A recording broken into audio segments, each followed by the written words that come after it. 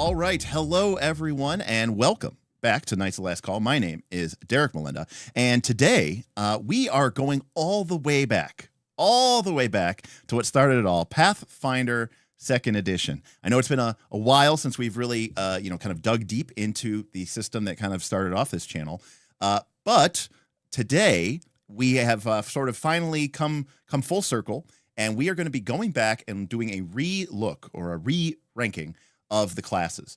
And for those of you who don't know, we did about over 2 years ago, we did a series of streams where we went through each of the classes and ranked them from S tier down to F tier. And I realized the thing says A. All right. I should say A. But now there was some controversial decisions or controversial things that were made there, but that's what we're here to do today, is to revisit some of those rankings. And to help me, I asked my patrons. I said, "Hey, who here has played a lot of Pathfinder 2, especially post Remaster, and has thoughts and opinions on a good selection of the classes, has seen them played?" And two people. I can't think of two people that would be much better. But today we're joined by Jackal. Welcome, Jackal. Hey, how's it going, Awesome. Derek? Yeah, all you knights out there, what's up? How's it going? Yeah, so Jackal, and we're also joined by Karamak. Karamak, welcome. Hello, everybody. So, so these two gentlemen are part of the Knights of Last Call Patreon, and they run a lot of Pathfinder 2 games, play a lot of Pathfinder 2 games. In fact, Karamak, so for those of you who don't know, right, we have Northern Reaches, which is our ongoing Pathfinder 2 mega community game where we have, sometimes between 30 to 50 people, depends on the season. And every season I am, I set these, like what I call, like these unachievable goals, because, it's like an aspirational thing. No one could possibly reach this. So this season, which was very condensed, I set a goal of, if someone could get to 30,000 experience points, they gain an immediate level over everybody else in the campaign. And of course, the idea being that that's completely unfair, but no one could reach that. Well, we still have like 4 weeks left, I think, in the campaign. And Karamak, you reached it this week. Is that right? Yeah, I got it. I think it was like Tuesday. Okay, Tuesday I ran a game. Yeah. Yeah, and it wouldn't be Northern Reaches if somebody didn't end up completely breaking the game and just making me go like, I underestimated this community again. Obviously, somebody gave me too much experience for GMing, so I ran 120 hours of GMing in like 3 months. Hey, listen, GMs. I mean, I want to do more. I mean, we're doing this December to Remember, where you guys get bonus tickets for running games. We did a series of raffles. I want to keep those going on. I want to give GMs who are running a lot of games opportunities to win gift cards to Amazon, to Drive Through RPG. Just because I think I don't care what system. You could come play 5e if you want to. If you want to run a game, Knights of Last Call is going to support you 100%. And, and if that means you need a server, if that means you need a high-end audio channel in Discord, we'll set it up for you, because I think that's the living heart of the community. So, and that's why these two are here, because they have played a lot of Pathfinder 2 this year, and I have not. So I'm going to be more of a moderator in this respect. And I'm not completely clueless, but I'm going to mostly sort of rely on these two gentlemen's experience. All right, let's see who we got. All right, people are still filing in, but we've got, let's see here. The Grim Prism is here. He says, "Show me fighter as an S rank, baby." Trevco says, "When this was last done, were the Thaumaturge and the Psychic covered?" We did, but it was basically like a speculation. Like, nobody had really played them. We knew we liked the classes. We were kind of like, the Psychic seems good. This is before people realized that the Psychic class is really just an archetype that other classes take to get imaginary weapon. But we did kind of cover them, but this time we're going to put it in a more specific ranking, and we'll also do a ranking on the Kineticist, which we did not have before. We were talking about this right before we went live, because I had no idea. Sarak says, "Where do the Necro and Runecaster fall?" Are Guardian and Battle Commander in the mix? Officially, no. I mean, one of the things here that I try to do is I say, like, I don't want to review. I don't want to tell you, oh, this class is great, when no one's played it. or people have played it like 2-3 times. That being said, I'm sure these gentlemen have some thoughts, especially on the Battle Commander and the Guardian, which may have shown up in a PBX game or something like that. But we're not officially giving them a rank until they come out as a class and people could actually play them. I will say, my God, how many classes are they going to make for Pathfinder 2? We have 23 to go through today, people. 23. And that's not including the Animist and Exemplar, which are already out, but they just came out. Okay. So Dwayne said, what about the Animist and the Exemplar? We could talk about them, but I'm not going to give them an official rank until we've had at least time for people to really, get some reps and plays with them. Did anybody retrain in Southern Beaches to Animist or Exemplar? I'm an Exemplar. All right, well, there you go. So Karamak can hands-on experience. There we go. So I will definitely let Karamak speak to that. And this is the low level one. Yeah. So you may not have actually had experience with the low level because you went straight to high level. Right. Yeah. No, I retrained at like 10 or 11. So yeah. Okay. Yeah. So but we could talk about those. But but anyway, so there's 2 plus 2 plus 6. So 29. There'll be like near 30 classes. Whew. Yeah, and then Goblins and Androids retrained into Animist, and I've seen him play a bit too, and that looked fun. Okay. So nice. So there are a couple of us playing the new things. Excellent. All right. So and there are a bunch of people who took the archetype for Exemplar. Right, like, which I so also, many. Yeah, which I also heard is pretty powerful, right? Yeah. So we could definitely talk about that in that respect. Kalana is here, says hi Knights. Hello, Kalana. Gabe is here, and Gabe says, I've been watching the old ones. Yay, updates. Well, good timing. As sort of an example of how much we do on this channel. This is stream a live stream number 257, and our first low level Pathfinder 2 class, all classes ranked, was live stream 19. So in the last 2 years we've done 220, 230 live streams. Which is a lot. So good for that. Now, Grim Prism asked a great question. And I would want to spend a few minutes talking about this before we dive into the classes.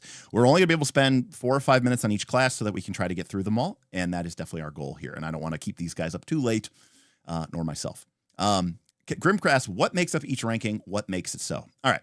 So the first thing is understand that we are not really judging this on flavor or like coolness factor. I think anybody can make it a bad class awesome and could be like everyone's favorite character in a campaign because you bring a ton of personality and you're a great player and you've got great ideas. That is not a question. And so even if I think something is weak, does not necessarily mean that it's not the absolute best class for you. However, Pathfinder 2 is a game where, as we have all heard, the math is tight. And the game is sort of predicated on this idea that all of these choices allow you to meaningfully and on kind of the same level participate in the game at the same relative power ranking. The classic, right, linear fighters, quadratic wizards, 5e casters are busted. That's not the case in Pathfinder 2. You could pick any class and you can basically all be on the same level. That's a great design goal. It is not achievable in any stretch of the imagination. So, but that's okay because we understand that that's going to be the case. So this is judging these classes based off of their mechanical components. And that means, number 1, raw power level. Number 2, diversity of options, flexibility of options. Does a class do what it is supposed to do? And, and if a class is supposed to do something and another class does the same thing but better, right, that's where we end up getting these kind of rankings. And so there is an element here where these class rankings are relative, right, to each other. So even if a class is ranked as a D, it might be totally fine. It's just there might be a bunch of other classes that are significantly better to it. To my end, to that end, the way I break it down is an S tier class I actually think is too good. I think it should be brought back down a little bit. S tier classes are either just, automatic. The class progression is just, it makes other classes, kind of fail to meet the standards. And, the class itself doesn't really have any weak spots or anything that can be exploitive. It's just good, too good. And that, being too good in a game like this, especially in, Pathfinder 2 is kind of, I think, a problem. So that's S tier. A tier is ideally where we would all aim to be. It's a powerful class that does what it does, but it doesn't, overshadow other classes, and it has some of its own complexities and nuances. There's areas where it's weak, there's areas where it's strong, and that's what makes a great A class. B classes are the same, they're just a little bit less. Maybe a B class is powerful, but not that flexible. Maybe it has a ton of options, but you're not really that powerful. So, like jack of all trades, master of none, which is a great idea, except when you're in a game that sort of expects everybody to be at this power level in order to hit and do things, that could be a problem. C tier classes are totally average. They work, they're fine. They don't do anything especially, stand out, but they are absolutely the baseline of a game. I mean, obviously we would love all the classes to have really cool, powerful things and everybody be able to carve this out, but that's just not going to happen. So I think C classes, despite being a C, are totally fine. They're just average power level. D is where we get into the first kind of tier of what I would call problematic. These are classes that totally work, but they are a significant power level, flexibility level, interest level, build level below the other classes. And while they could totally work, and they function completely fine, the level at which they function at is a little weak. And then F tier classes, in my opinion, have some sort of fundamental mechanical flaw. Does that mean they literally cannot possibly function? No.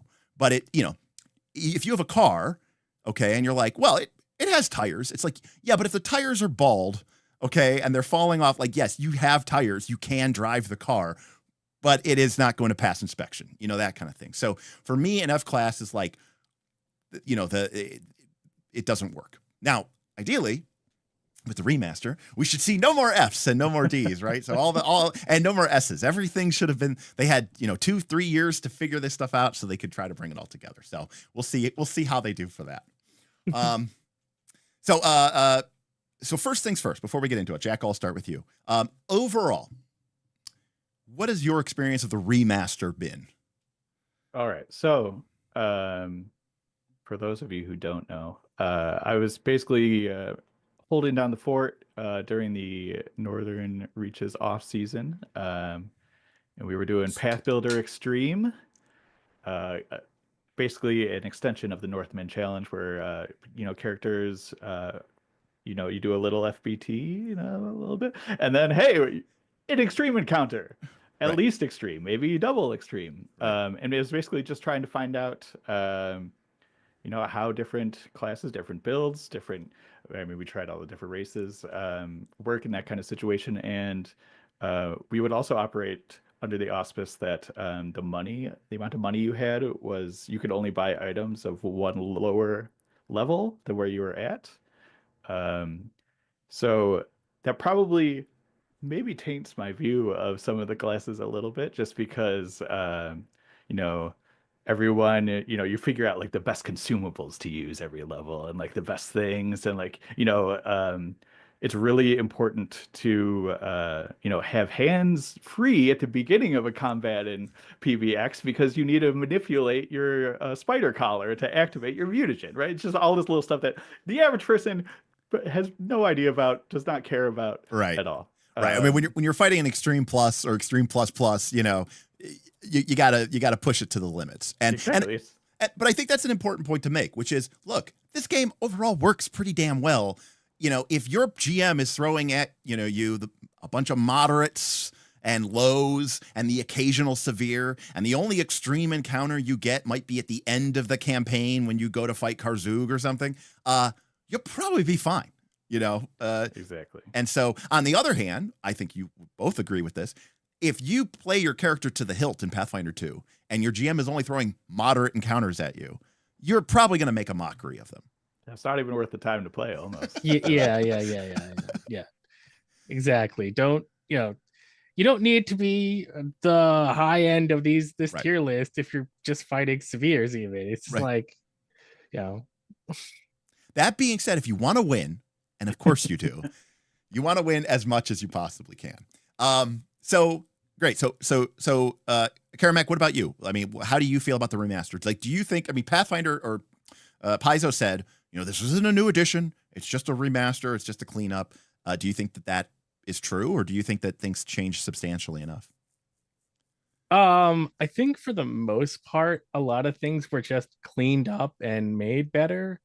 I mean, some things were cleaned up a lot more than other things because they just weren't working, and they used this as an opportunity to fix it. In addition to getting rid of all of the OGL things, which was, I guess, the main reason of doing this. So Yeah. I mean, in overall, I think they've done a decent job. I don't know of anything that got like strictly worse in like a noticeable way. Maybe like one or two features of one or two classes, Right. got the short end of the stick because the rest of the Sorcerer. class got like reworked in a such a way. I was actually thinking of one of the Oracle things. Okay. Yeah, like the Battle Oracle. Yeah. When curses used to have a good and a bad side, but now they only have a bad side, so they can't do what they used to do with that one kind of thing. Right. Yeah, I mean, again, not to toot any horns, but like there were a lot of things that I griped about that for the most part, I mean, it's not like, oh, Paizo listened to Derek. No, it just means that we, myself and the community and Paizo, we're seeing some of the same kind of, things, and some cases they fixed them. And in other cases, they just left him alone. So I don't quite understand why they like gave some attention to classes that I perceived as having like action tax problems and things of that nature. And then other classes, they said, no, we're just going to leave that. But we can get into that when we get into the classes. Excellent. And Sanderson, I think, brings up a great point here in chat. He says, I'd say the rankings are a direct relation of how good the player has to be to make the class perform at the expected level of the game. And I think that's a great take because, without putting too simple of a bow on it, if you have somebody who's pretty new to the game, and they don't want to be like, the eighth string character. They want to be able to compete. Give them a fighter. They're going to be fine. We joke because in our Abomination Vaults campaign, right, we only had 3 PCs, which was awesome, by the way. They were 3 PCs of level 1 plus 1. So like if they were on, if the game was the PCs were supposed to be level 8, they were level 9. But anyways, we had a Kineticist, Wood Earth, which was Bob. We had a Sorcerer, which was Smith. And then our buddy George made a fighter and tried to make the fighter bad and couldn't. Oh, we have a tip coming in from Lazarus. Lazarus Dark tip $10. Personally, I'm not sure anything changed enough for me to even raise an eyebrow. I would have liked way more changes. But I'd be interested to see if you can make these changes seem exciting at all. So Lazarus said, I didn't really see enough changes for me to even really, kind of, if you weren't interested in the game before, do these changes change enough? And I will agree with Lazarus. I didn't want a remaster. I wanted Pathfinder 3rd edition, wait another year, the game would have been fine. And, obviously they had their whole old GL thing and maybe that messed up their schedule, but I like new editions. I like being able to go back to the drawing board and do something new. I play these games pretty hard and quick and figure them out. And then I'm like, all right, let's on to the next thing. I don't need to play every single class in an edition before I say, oh, now I can go to a new edition. So I would have liked to see more changes. How do you feel, Jackal? Yeah, I mean, that's actually going to play a little bit into some of my rankings, I feel, because especially after Kineticist, I mean, a little bit after Thaumaturge came out, but especially after Kineticist came out, it was like, these are cool. Oh, classes can do these kind of things, like, especially, and this is some stuff that you've talked about, subclasses that change mechanically how you play your class, and, they all have different parts, different roles even sometimes. I think it's really interesting, and I feel like for some of the classes they did not remaster hard enough. There you go. And I would have preferred some bigger sweeping changes because, we don't need people can just play 5e, right? Right. Like we don't need classes like that. Like they can play 5e, that's fine. If you have great ideas and great people to figure them out, implement them, like might as well go crazy. And I get it though. They do want simpler classes that, or classes that fulfill a certain sort of niche or family. But I think part of the problem is, and Karamak, I'm curious about how you feel about this, is like the original classes were sort of like Pathfinder 2nd edition. They're like, but look, it's not that different. It's still Pathfinder 1, But then when they start releasing Thaumaturge and Psychic and, now they can be like, okay, now we can actually make classes that are uniquely Pathfinder 2. Yeah, I mean that makes sense because as long as you have your core, your fighter, your wizard, your cleric, etc., and then then start adding your wacky things. Now we have the commander, and And then we're gonna get the Necromancer next year, which is funny because that reminds me of how in 3.5, wizards could specialize in necromancy, but then they made the Dread Necromancer. Dread Necromancer, one of the greatest classes of all time. Oh yeah, that was funny. Yeah, that was a great class. Well, it's again, we're gonna get to the rankings, trust me. But one of the things though that bothers me is I am a big proponent of I like less classes. And you have this amazing archetype system in Pathfinder 2nd Edition. Not only that, they hinted at it, and they're finally starting to give us more of them. The class archetypes, right? Very more reminiscent of the archetypes from Pathfinder 1. So you have this ability to customize these characters in an unbelievable way. And yet, here's more classes, and here's more classes. And when I see a new class, all I see is a grouping of rules that I will mostly not be able to use. Because presumably you're in the middle of a campaign. You're not going to just, a new class. I'm going to be a commander now. I'm going to be a necromancer. It's like, well, no, I got to finish up this campaign I'm in and play out this other thing. Maybe I'll get to that next year. Okay, that's totally fine. By the time next year comes out, 4 new classes have come out. And you're like, how am I ever supposed to play all these? Now, Damien's right. Classes sell books, but yeah. Got to make that paper. Yeah, exactly. All right. Yeah. So anyways. Real quick, Sanderson says, yes, classic archetypes are all I want to see for the rest of the edition. It's fantastic. Yep, gotta pay the bills, says Puro. But anyways, I agree with all that. All right, so let's take a look here. These are our original old tiers for the game. And now this is for low levels, right? So these are the first handful of levels where characters do not have a lot of feats, right? So there's no real builds, coming online or anything like that. Vin came in, says, what the hell? I showed up late. Where are the rankings? We were doing an overview of the remaster, Vin. We're literally getting into the rankings right now. Thank you for that. So these were originally based on this. And this again was based on, we did these in 2022. So the game had been out for, 2+ years. And these were our rankings at the time. At the time, for low level, and remember, not a lot of feats. Everybody's mostly trained at things. Spellcasters and things have very few slots, very few, resources in that department. Our original rankings were as follows. At S tier, we had the Fighter. So again, S tier means probably too good. At A tier, we had the Rogue, the Bard, the Cleric, and the Thaumaturge. Now that was sort of a guess because Thaumaturge was pretty new. Thaumaturge, whatever. B for Barbarian. And I don't think that was necessarily a good ranking. I think that probably should have been lower. But B for Barbarian, B for Champion, B for Gunslinger, B for Monk, and B for Sorcerer. Now, as an example of this, we eventually gave the Sorcerer a much higher ranking at higher levels because once you have all those additional spell slots, access to the old cross-blooded evolution and things like that, the class became much more powerful.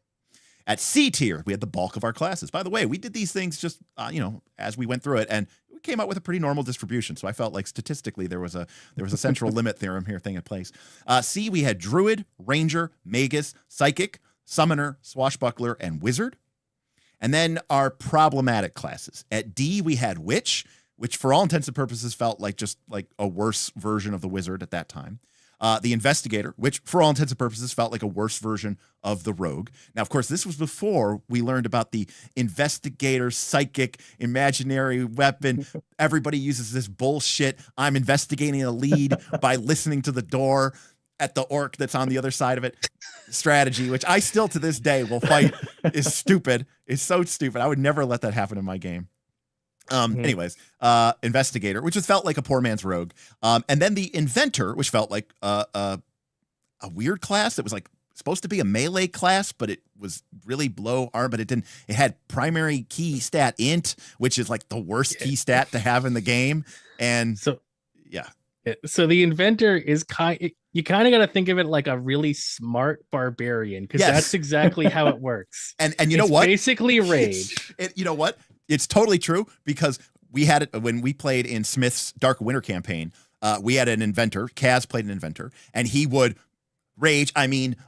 Overcharge or whatever, and then he would do power attack. Megaton smash or whatever it's called. Like it was literally it was a smart barbarian. The only difference was he also took a bunch of class feats that let us drive around in an air conditioned hover car. That was about the only thing that was different. the F tier classes were Alchemist and Oracle, and I gave F tier to Alchemist because at the time there were a lot of problems with the Alchemist. I mean, the original version of the Alchemist couldn't even carry his equipment, although they did fix that relatively quickly. But they had a very limited number of elixirs. If you wanted to be able to do them on the fly, you had even less infusions available. And quite frankly, the power level of a lot of the potions, the DCs, you had to take a lot of feats just to make your class work. I felt like it had a lot of problems, and the Alchemist. And then there was the Oracle, which to me was a terrible class that, like, the curses, you had to be bad to get good, but because it was Pathfinder 2, the ceiling was capped and you weren't actually that much better. You just had to suck in order to be at the same level as everybody else. You had this very limited subset of spells. The whole cool thing about Divine is, that you can have access to the whole spell list, and they had this spontaneous list, and it's like, but they didn't even get that many spell slots. It was just a bad class. And I just didn't see why you wouldn't just be a cleric, in that respect. Other than I want to be weird. So now those were my opinions, and these were kind of came through with chat. But today we're here to talk about the classes. So Karamek, where do you want to start? Do you have a class that you want? We don't have to go in alphabetical order. We'll maybe also throw out some polls to the to the chat and stuff like that. You know what? Why don't we start with the Alchemist, because that one got pretty well fixed. All right. So Alchemist again was originally an F tier. So yeah, let's talk about the Alchemist in Remaster. All right. So one of the key things is that they completely overhauled how they get their infusions per day, like their allotment and daily whatnot. So they used to have one total for the entire day, and it was like your class level plus your intelligence modifier. And so over time, eventually you got a lot of them, but you still only had just this at the beginning of the day, and you had to balance what you made at the beginning of the day with what you want to use quick alchemy on, and it was a whole mess. So they did away with that. Now you have two pools. Your first pool is like your daily pool. You have 4 plus your intelligence modifier, and I don't think that changes as you gain levels anywhere. I can't remember all of the changes as you level up. And those are the ones you make at the beginning of the day. That's your daily preparation, the things you're going to have to use at some point during the day, like your mutagens or whatever, long-lasting buffs. And then you have these things called versatile vials, which you get 2 plus your intelligence modifier, and those are used for quick alchemy and other stuff. But every 10 minutes, you get 2 back that you've used, regardless of what other exploration activity you're using. So it's not like refocus. It's just I'm walking along, grabbing shit off the ground and remaking more vials, and I get to use these for like my quick bombs or whatever, right? Yeah, and so basically, I mean, they moved, and we've seen this in modern class design. And when I say modern, I mean like the last couple of years. They moved a lot of the alchemists to an encounter-based resource, right, and away from the daily. It's sort of like focus points, like you said, but even a little bit better, because in some ways it just comes back regardless. Now, granted, it makes no fucking sense. I don't. Where are these? Where are they? I mean, but one of the things I think Paizo is doing is they are, with every book, they're sort of abandoning verisimilitude, right? We are getting further and further away from water pressure rules, and just getting more and more and more into that. So. So that solves one of their big issues, which is you have to pick all your things at the beginning of the day unless you want to get penalized by using quick alchemy. Jackal, what about you? Do you have any thoughts on the Alchemist? So yeah, it's well, first off, I want to say we had an F before. Yes. It definitely deserved it. And even still, a really great player, and you always will talk about how the players on Northern Reaches are probably the best Pathfinder 2 players there are. The Yellow Pete, if you know, played an Alchemist in Northern Reaches Season 2 and was amazing. Because you have to, and this is also a thing that I would like to talk about, is that the Alchemist, it kind of feels like playing it feels like being an alchemist. Like you need to know like about all the items in the list, and like have like an encyclopedic knowledge of all the things you can create, and like trying to figure out like the weaknesses of enemies, and they're much more adept and versatile now, especially because they have encounter powers. Right. So like a good player could make, dear Reddit, an F class, Right. a great class that could contribute. So now that they fixed a lot of the issues, I still think because there's only I think only 2 of the 4 subclasses are particularly useful. Is that the bomber and the Chirurgeon? I don't know how to say that. Chirurgeon, I think. Chirurgeon. Right. Which can actually serve as like a healer, especially if you're playing in like a no magic, low magic game. Like, like we have a healer now. And that is definitely pretty cool. I still think it can still be a little cumbersome, having to have encyclopedic knowledge of all the items. Right. So I think it's the biggest mental load lift. And when we've seen Alchemist perform well in Northern Reaches, and some people, by the way, took it as a personal challenge. Derek gave it an F. I'm going to play it. I can't remember his name from season 1, who took an Alchemist all the way to the end of the game. I'm trying to remember the character name. If someone chatting who played Northern Reaches season 1 knows it. If you like, oh, I know they have fire vulnerable, I have this potion, I have this, all splash, we hit 2 of 3 of them, and triggers are vulnerable, I'm doing 40 damage on a miss, and Mind Blown says Jimmy Puffett in Southern Beaches. Yes, I mean there's always that 1 or 2 you're never going to see a ton of alchemists, but I think the ceiling is much higher, but I do think the floor is pretty low. I think it's easy to be a bad alchemist. Karamek, what do you think? Any other thoughts? I think you're right that it is easy to just not know what you're doing because you have to look at everything. Yeah. I mean, that's the case for spellcasters too. Like you can just not have any clue what spells are good and be bad at spellcasting. Right. So it's not, that's true. It's not like that much different from a spellcaster in that like regard for the floor where like, you didn't do your homework, wizard. You didn't do your homework, alchemist. Yeah, Exactly. but I think there's sort of like that intrinsic knowledge though. Like people know Magic Missile or whatever, Forceful. Now you don't because they changed all the names. Force Barrage. Yeah, or whatever. Force Barrage.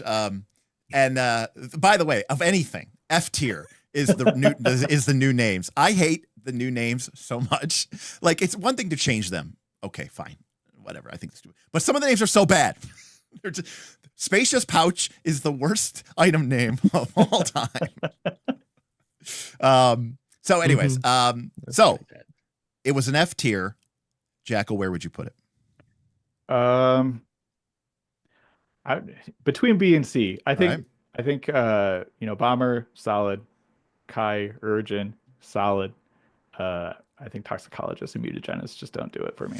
What's funny is Mutagenist was how we start. That's where Bob started. He was a Mutagenist alchemist before he became a barbarian. Azia started just as a full alchemist, and we were like 2 or 3 sessions in. He was like, "I suck," and I was like, "Yeah, buddy." He's like, "I thought I was going to be this Dr. Jekyll, Mr. Hyde character, and it's like not even close to that." And I was like, "Yeah, I know. Let's just make you a barbarian, and we'll give you free archetype alchemist, so it doesn't seem completely out of that like we've completely sabotaged your character." What about you? All right, so Karamek. So Jackal put it between B and C. I think C is probably where it should be. Now, I think Toxicologist is actually pretty good now. It's much better than it used to be because one of the things they gave it was if things are immune to poison, they're not immune to your poison. Mm-hmm. But if they would be immune to poison damage, you just do acid damage when you would do poison damage instead.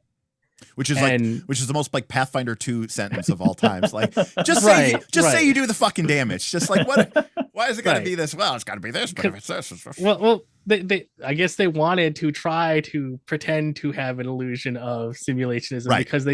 Because the way the feature is written is you mix some acid in with your poison, so now they always work, and yet, that's what it was. And yet the skeleton ancestry still is not immune to poison. So yeah, well, you can't give players immune to poison because that would be too much, I guess. Yeah, overall, I mean, I don't know. I think I know this is going to sound crazy. I think I'm going to go with B because I was just impressed with what now granted, there's a big caveat to this. You have to know what you're doing.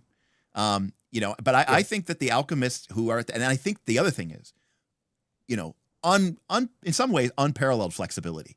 If you know the item catalog, you can kind of fill in for a lot of different roles. And you can be that sort of heavy damage dealer in the right situation. You could be a massive support character. You could be a healing type character. There's a lot of flexibility to that. Now, that being said, I think the average person is probably going to play it yeah, at like a C, maybe even a D. But if you know what you're doing, and I think and you can really focus on building and being intelligent and using that prep phase at the beginning of the day, but then also using your versatile vials throughout the day, I think you can actually have a pretty substantial power level. So, and also we've talked about this too. Some of these changes were made like not necessarily even before the remaster, but after we did the change. They got rid of a lot of feat taxes from the Alchemist. Yeah. The Alchemist had a ton of feat taxes, and they basically just gave them to you now. Like they're just part of your class feature progression. So that was to me that was worth a bump just right there. We had a super chat from Vin. He said, "I think Bomber is now a B, but assessing the whole class is fair at a B- or C+." And again, I'm willing to give them the extra bump up here, just because I've been impressed by what certain people have been able to do in Northern Reaches, and I think so. But overall, I'm going to agree with the assessment here and say B-, but we don't have minuses on here, so it gets put into B tier. All right, so Jackal, where do you want to go next? I mean, I feel lame for doing Barbarian because it's next alphabetically, but I want to talk about it. All right. Sorry, I'm just putting a poll up. All right, let's talk about the Barbarian. Now, as a reminder to the folks at home, the Barbarian was originally rated a B, but I think I overrated the Barbarian originally. And part of the reason I overrated it was because and I became very critical of the Barbarian. And for you had to take an AC penalty just to be able to perform at your class. There was an action that you had to do, Rage, which it didn't make you better than anybody else. It made you function. You're more than half, like 90% of your feats didn't even work unless you were raging.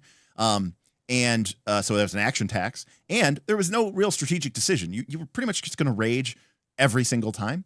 And so while flavorful, it didn't really accomplish much. And then, of course, the real ultimate slap in the face for the Barbarian was that because of the way they were structured, the AC penalties, they really didn't feel that tough. The damage reduction, the temporary hit points never really seemed to make that big of an impact, and other classes did more damage than them. So what role did they have? So I think I made a mistake when I gave them a B. I think they probably should have been more like a C or a D.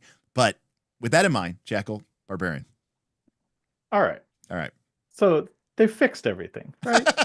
They fixed the things that were wrong with it. They took Derek's excellent suggestion. Right. That's 100% what they did. Hey, when you roll initiative, you can be angry when you roll initiative. That's great.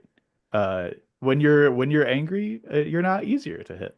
That's great. That's great for them. Now they get just the hit points and they get to do damage. So let me ask you a question though. So why even have rage? That's what I'm talking about. That's what I'm talking about. So as a mechanic, so they remastered this, and you're talking about why not just wait for Pathfinder 3? Right.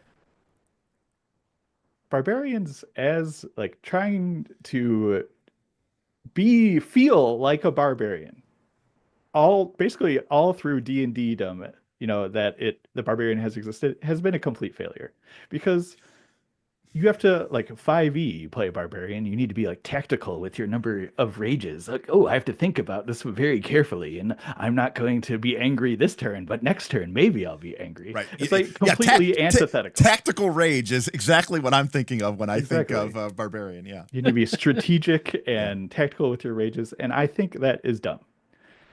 Because, like you said, what's the point? If you're going to be raging all the time, like, why... What's the point? Right. So, I mean, you guys have played what I'm going to call a shitload of Pathfinder.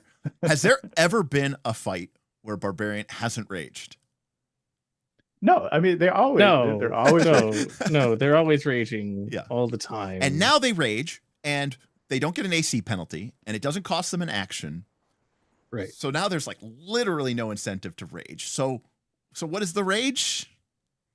I don't know. It drives me nuts. And I mean, it works, obviously. It does work. And yes, now they get to do damage, and that's great. And they have no penalties, and they're not getting crit anymore. And, they have a bunch of hit points, and they can be the frontliner that they always wanted to be, nice and tough. And they have a lot of movement, and they have great saves. And, all of that is great. I think it sucks to play them because the subclasses all play the same. Doesn't matter which one. Oh, your damage is a different color. Big fucking deal. And they fixed the one subclass that literally could not be played with a caster. So the good spirit, for them. Supernatural spirit one. Which one was it? Exactly. It's like, so the kudos for doing the blatantly obvious stuff. I still think it sucks. All right. Strong words from the Jackal. Karamak, what do you think? I have seen a lot of barbarians this season in Southern Beaches running. They all hit like a truck. So, I mean, I think they're doing all right mechanically. And sure, we maybe we don't need to have to click the checkbox for rage anymore. Maybe they should just have that. But I mean, it's not hurting them anymore. I mean, it stops them from using concentrate actions, but I mean, other than that, which matters, particularly PVX, when you're trying to get the most out of your consumables and the different items, and like a lot of those have concentrate. So many times people in PBX are playing a barbarian and they're raging, and they're trying to use their special thing, and then on the right, you see the little trait in the foundry box that says concentrate. Like, oh no! That's all right. That's all right. That's all right. I took the best feat in the game. Moment of clarity. And exactly. And also, on top of that, so they die less, and that's great. But if you're playing in a combat, when you do die, having to waste actions on re-raging and picking up your stuff and all that stuff is awful. And if you are playing in a game where you aren't ever dying, it doesn't really matter what you're playing. Right. Yeah. Yep. I agree. That's true. I'm gonna throw some names on you. You guys keep talking. I'm throwing your guys' names on here. Yeah, actually, while taking notes for this last night, I read like Quick Rage really closely, and I realized something. Because it is a free action triggered by rolling initiative, you cannot also use other free actions triggered by rolling initiative, such as Battle Cry. The intimidation feat that lets you demoralize when you roll initiative. I've seen a bunch of barbarians do that, and now I'm not going to let them do that anymore. Dun, dun, dun. Because I realized how this works, and I was like, "Wait a minute." Yeah, and if anybody should be battle crying, it should be the damn barbarian. Also, real quick, what do you think? Thumbs up or thumbs down on the deer nerf? It's probably fine. Yeah, it's probably fine. Yeah. It was hilarious. Oh, it was so hilarious. The pinnacle of barbarian was a freaking horned deer barbarian. I believe wasn't Ono in season 2 a deer barbarian? Yeah, I'm pretty sure. Yeah. So that is hilarious, obviously. And I'm here for it. All right, so let me real quick here. So 97% of people agreed with our B rating for Alchemist. So with that being said, self-confessed cynics, let's just get some real thoughts here. It says Barbarian sucks. That's my only input. Nutrimancer says, "How can you have a sad barbarian that battle cries a bunch of tears?" Maybe you don't have to really raging here. Sanderson asked a question: "Is the quality of design being judged here as well as the mechanics?" Honest question, because if it is, I'll get a lower rating as warranted because of these arguments. But if not, mechanics are great. Sanderson, I mean, it's all inclusive. I mean, the playability of the class, and what it does and how it functions in the game, I think matters. I mean, this is not, it's not just, like I said, it's not just a rating of raw strength. It's flexibility. But it's not necessarily flavor, but it is like, the play pattern and, how much fun are you going to have with this, class from a mechanical standpoint of interacting with these game elements. So where would you put the barbarian then, Jackal? I mean, probably a begrudging B, but begrudging F in my heart. God damn it. Karamak, what about you?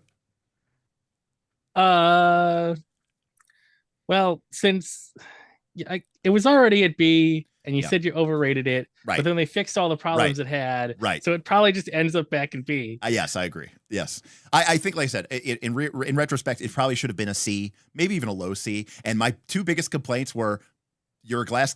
The AC penalty just is unnecessarily punishing in this system. And also you have to spend an action. And they literally got rid of both of those. Now, granted, that introduces this whole other play pattern wonkiness thing. But, but also I think the Barbarian now is just like one of the go-to easy classes to play, just for the newbie who just wants to, smash, and not have to. Yeah, what percentage of Barbarians out there take sudden charge as their first class feat? Right. So many. Overwhelming. Yeah, overwhelming. All right. I'm gonna pick a next one. Now again, we'll do some of the ones at the end because they haven't really changed that much. But I do want to talk about the Cleric. So originally, high level, low level. Sorry, we gave it an A. And Cleric, and again, this is kind of complicated because there's really two versions of the Cleric, right? There's the Cloistered Cleric, and then there is the War Priest. I believe that now there's two schools of thought of the Cleric, because I've played a Cleric 1 to 20, okay, Cloistered, and these are both true. Broken as shit, the worst class in the game, right? I mean, heal, yes, is so mind-numbingly broken. It almost makes any encounter almost pointless. However, I've been that Cleric, okay? And it's boring as shit. And it's just like, there are very few things in a turn that are going to be more efficient, more effective, more useful than you just taking 2 actions and casting 2-action heal on whoever the boss or the monster or whatever. Somebody got crit. Oh, look, the boss did the big thing and I undid it, So from that perspective, the Cleric has only gotten stronger, right? Because Yes. In the remaster, Divine Font works differently. And Karamak, why don't you tell us how Divine Font changed or how it works differently? So in the past, it used to be based on your charisma modifier. It is no longer based on your charisma modifier. It is now what your charisma modifier could have been at most. I think actually it's more than it could have been. It's more than it ever could have been. It's more than it could have been. Yes. Because it starts at 4. Yep. And then it goes to 5. Yep. And then it goes to 6. Yep. And yes. Okay. Yeah. Yep. You could never have gotten higher. And now, because before the highest you could have a charisma was 16.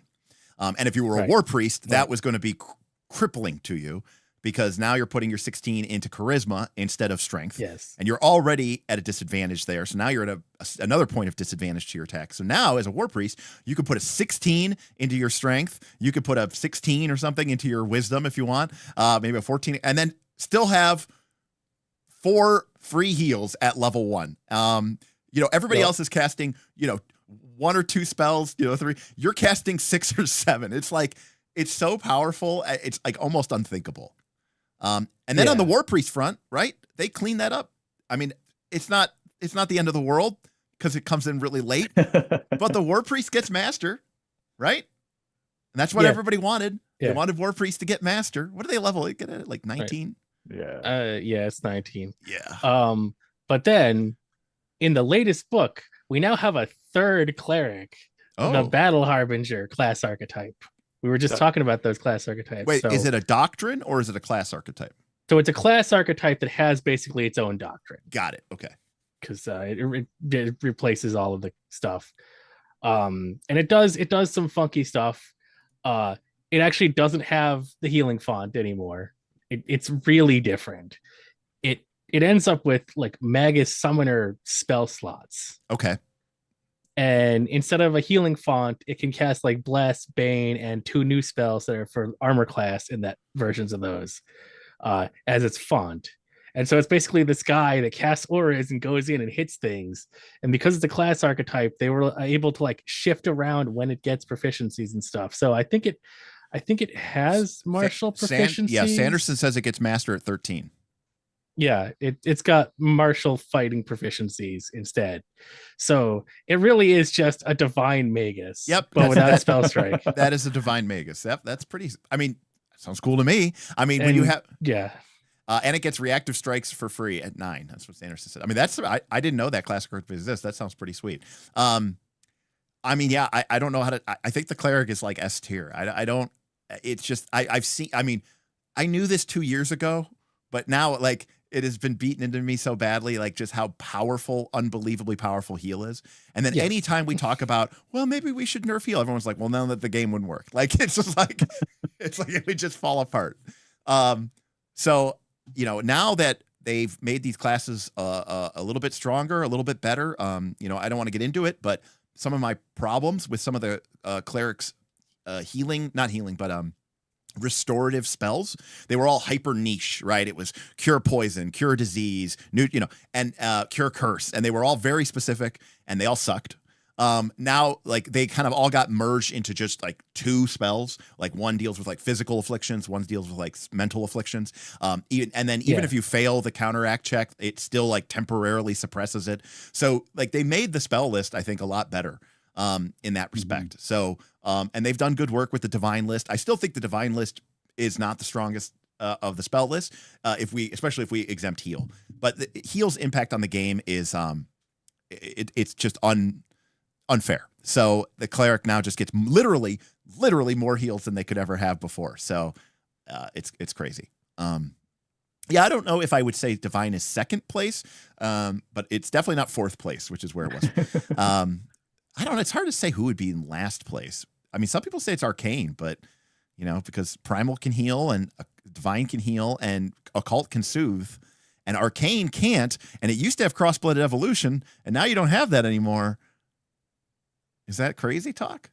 I know of a way that we could actually figure out which list is the best, which ranks first, which ranks fourth nowadays. Maybe we could get Mr. Derek Molenda to re-rank all of the spells. We need it. How many streams was that in total? You ranking all the spells? A lot. I think it was 29. Oh my god, or something like that. It was a lot. It was a lot of streams because there's 10 levels of spells, and some of them took more than one just for like arcane because there's so many of them. So, there were a lot. If you casual YouTube viewer out there, if you want spells remastered, re-ranked, I think you could. It's tip goal. I don't even know where I'm on the screen. You're at the bottom. Yes, we do have a tip. We do have a tip goal for these next 3 Pathfinder 2 streams, right? Because we're doing this one this Thursday, we're doing mid levels next Thursday, and then we're doing high levels 2 Thursdays from now. If we can reach our tip goal on those streams of $100, we will do not necessarily a all re-ranked, but what we'll do is we'll go into the spells that they meaningfully and substantially changed, whether for the better, not just like Magic Missiles now forceful volley or whatever, force barrage or whatever it's called, because that's just a name change. But like some of the spells did get swapped up and changed, and then we can also still like marvel and wonder and be like, so they thought slow was still okay, and heal, which is crazy. So yeah, we'll keep that going. We're $10. We're 10% of the way there, so we're doing good. Let's go. Nice plug. All right, so what do you guys think? Cleric S tier? S tier, easy. Yeah. It's not even a contest. It's just so powerful. It's just got too many of the best spell in the game, right? Every day. But can we agree? Boring as shit. Good candidate for having as a random kobold NPC to follow your party around. So true story. When we played Smith's Dark of Winter campaign, we got to about level 10 or whatever, and I said, all right, I'm going to keep playing the cleric, but I got to make a fighter. And like it can be like the halfling cleric's, friend or whatever. And I'll just play 2 PCs. Trust me, playing the cleric is really easy. Who has low hit points? Heal. Are we in one of those really rare situations where 3 action heal actually matters? Yes. Okay, I'll do that instead. But yeah, I mean, actually, I take that back because as a cleric, I was a target for certain things. AoEs did happen. My turn was usually 2 action heal, 1 action heal. that was usually my turn. So good times. Vin says, I already paid for all new spells ranked 2. I don't recall that, Vin. That's unknown to me. CCav says, let's go $10. CCav, I'm assuming that you're putting that in towards the tip goal. So let me go ahead and just shift that over really quick. Jackal, why don't you pick our next class? Sure. Let's do Kineticist. Ooh, so this is a brand new one. Something spicy. Yeah, this is a brand new one for us. So that's pretty cool. Kineticist, the turning of a new leaf for Pathfinder. What classes could be Yeah. What they could aspire to.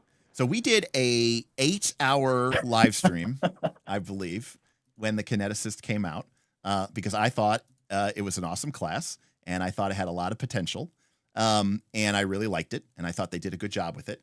So we don't have an existing ranking for the Kineticist, and so overall, where do we think the Kineticist lies? Like, what's your first gut instinct, Jackal? So versatile. Like spanning across different different roles in your party, being able to do stuff ad nauseum sometimes, Yep. ad infinitum, ad nauseum. I think it's so good. It has, some of metal is kind of sad. Yeah, metal, and I think even in our initial 8-hour assessment, we were like, oh, come on, your armor breaks, come on. Why is it rusty metal? What is this obsession? You're like, imagine Toph and she metal bends, but it's all rusted and brittle and full of holes, I will say I had the opportunity to play with a Kineticist. Bob was a wood earth Kineticist who had the what are those feats called that combine them? Admixture or I don't know what they're called, but he had the jagged berms ability, which basically creates walls at will that also do damage to the monster based on, and per the reading of the rules, you take damage equal to the number of squares that you're in. So these like large and huge creatures were taking like, I literally, there were 2 hydras in the Abomination Vaults, and they were coming ashore, and the party had like gone out into this like underground lake, and these hydras are coming up, and Bob uses jagged berms, and we're reading through it, and I just go, all right, they're dead. I just took them off the battlefield. I was like, there's no way. And I was like, well, wait, no. They could back off, and then they could come in a different way. And Bob goes, no, I could just, I can't do it next round because it's a 3-action overcharge, but I'll just do it the round after that. And I was like, all right, I'm over it, for that perspective. Composite. Thank you, Sean. Yeah. Composite. So I do like the Kineticist, but I agree it can be samey. So, Karamek, what do you think about the Kineticist? I think that it can do a lot of things, which can be a good thing or it can be a bad thing, depending on how much homework the player has done. How do you mean by that? It's Pathfinder, baby. I mean, that's true. I mean that, like, some people will take a bunch of abilities that they think sound cool, and there's a lot of different things to remember how their abilities work. And if they're not on top of it, it can slow things down a little bit. Not a ton, but it can add up, Yeah. But there's a lot of fun class, and I think I see that Damien said, I don't enjoy it because it's complicated, and I don't like complicated class. It's powerful, but it's complicated. It is a complicated class. I don't know. How do we feel about it? I mean, it's Pathfinder 2, right? Like, I mean, you could be playing this class for 20 levels, I don't know, 50, 60 sessions. Like, I mean, I think it's okay to put a little complication on it. I mean, granted, it's bad when someone doesn't know how to play the class, and they're trying to figure it out. But I don't know. I think I'd rather have a complicated class. Trying to figure it out and trying to figure out how to jury rig it into Foundry. Right. Well, yeah, that was a whole separate issue. But yeah, that was different. Yeah, but overall, I think it's fine. I think it's a fine level of complexity, and I think it's really interesting and cool. I do worry that you just kind of be like, I do this power, and then and then I just do this thing, and I reach, I thermal nimbus, and I do this, and I do. It's like, yeah, we get it. You just do the same, thing over and over again. Vin says it's very easy to make a bad Kineticist and very boring to play a good one. Ooh, interesting.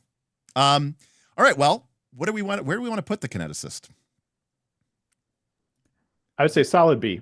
In the right game, definitely easy A, but you could really make a bad one, even if you're like trying not to.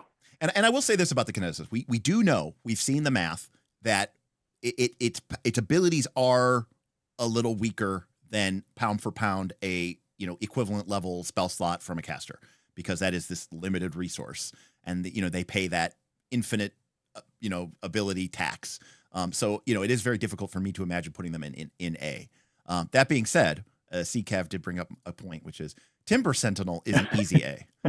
We literally had to like think about the implications for Timber Sentinel on Northern Reaches entirely. We're like, well, if someone made a Kineticist, they could repopulate the Jagged Pine in like a couple days because they could just make infinite trees. Also, Guardian Tree is silly and kind of powerful when it was a slotted spell. But now that I can just cast this literally every turn, it's kind of nonsense. Plus, what is this? What would that battlefield even look like? Like, imagine Lord of the Rings, but Gandalf or Radagast is just making trees pop up everywhere, and they're swinging. You're basically creating Ents at will. It's pretty nuts. Yeah. Ooh, Ezekiel says minus points for not working with many of the other feats and other classes and archetypes. That's a good point as well. Yeah, that was what I was going to bring up when talking about that. Was that I think that B is a good spot for it because it can do a lot of things, but it has been piezo razored into a box that it is not allowed to leave. Yeah, that's a good way to put it. They're very explicit. Like, it does this. It is not that is not that's not an attack. Like it's very clear. Yeah. Like, you can't do this thing with this because it's an impulse. It's not And so your impulses are not attacks, right? And they are not spells, right? And actually, that reminds me of something funny that we realized when some kineticists were restrained in a couple of my games. We realized that as long as your impulse is not an attack, you can do it while restrained. Right. That makes total sense. Yeah, Pyro makes a great. You can't haste attack with your elemental blast, right? And that just feels weird, right? It's kind of like how the original haste, I think they changed it in the remaster, right? The stride that you could only be on the ground, right? Because you couldn't fly with your haste, you couldn't swim with your haste. But yeah.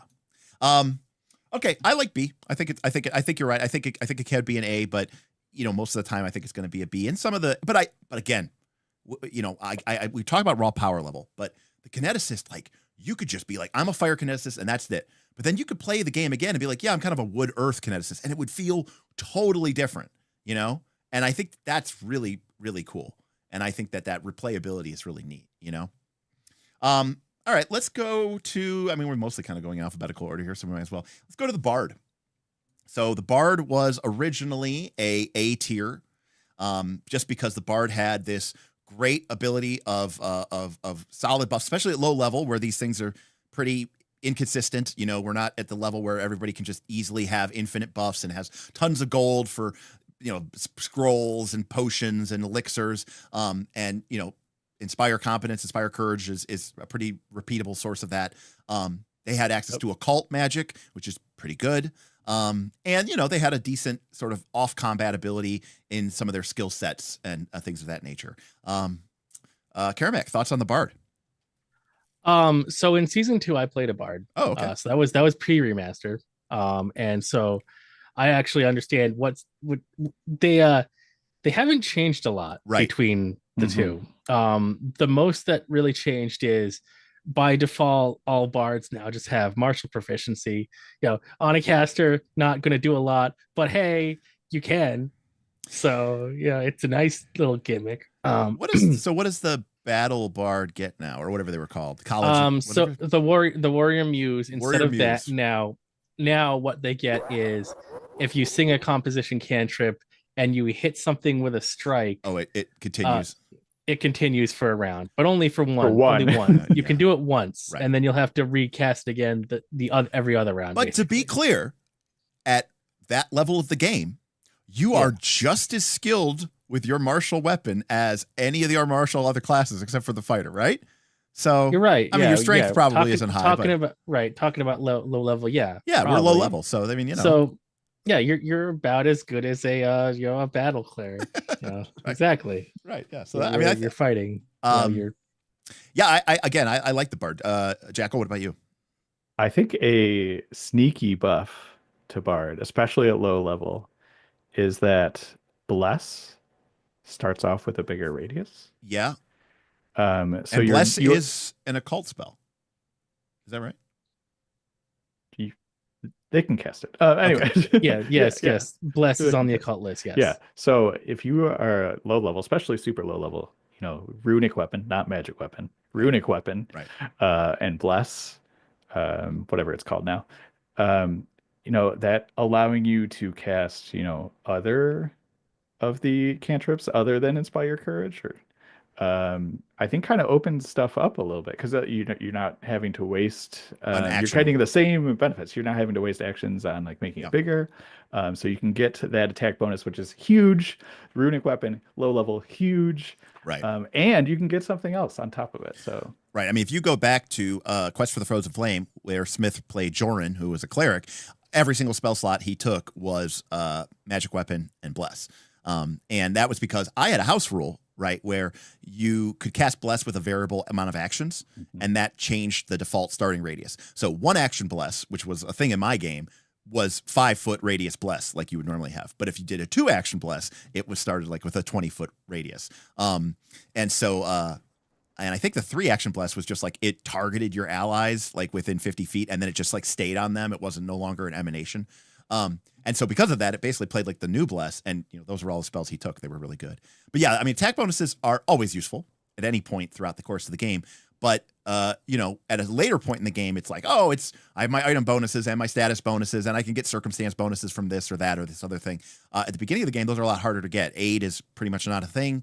And so being able to stack those bonuses, I think is really cool. We had a super chat from Happy Goldfish. Says, I've been playing Kin in every Kineticist in every game I've played since its release. I just made my 7th low-level Kin and my first non-Kin PC and still loving it. Yeah, again, I think there's a ton of replayability there. I thought all the elements were really cool. Metal, I thought, was a little disappointing, but I thought fire, air, water, earth, wood, I think they were all really neat.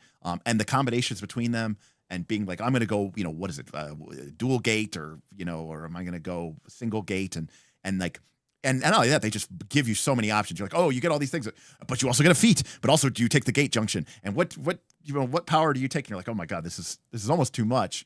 But the alternative is it's boring and it's the same. So do we think that the bard plays kind of samey? Carmack, you played a bard. Yes. Yeah. Like, did you feel like you had a lot of variety in your turns, or were you mostly just Yeah, so I played what muse was that, the one where you can like make it last longer. Yeah, so I only had to do it like at the start, and then got Maestro, and then I would do other stuff. So like in that respect, sure, I started most fights with, I need to sing this song so that you guys can actually do things. Yeah. And then then I would just do whatever I wanted, and I would just screw around because it's not a hard game.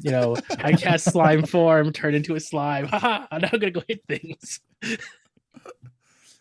that the one that makes you like AC 6 and like? Yes, it turns you into an ooze, so you have immunity to crits, but everything can hit you. Yeah, like and a true bard. Exactly.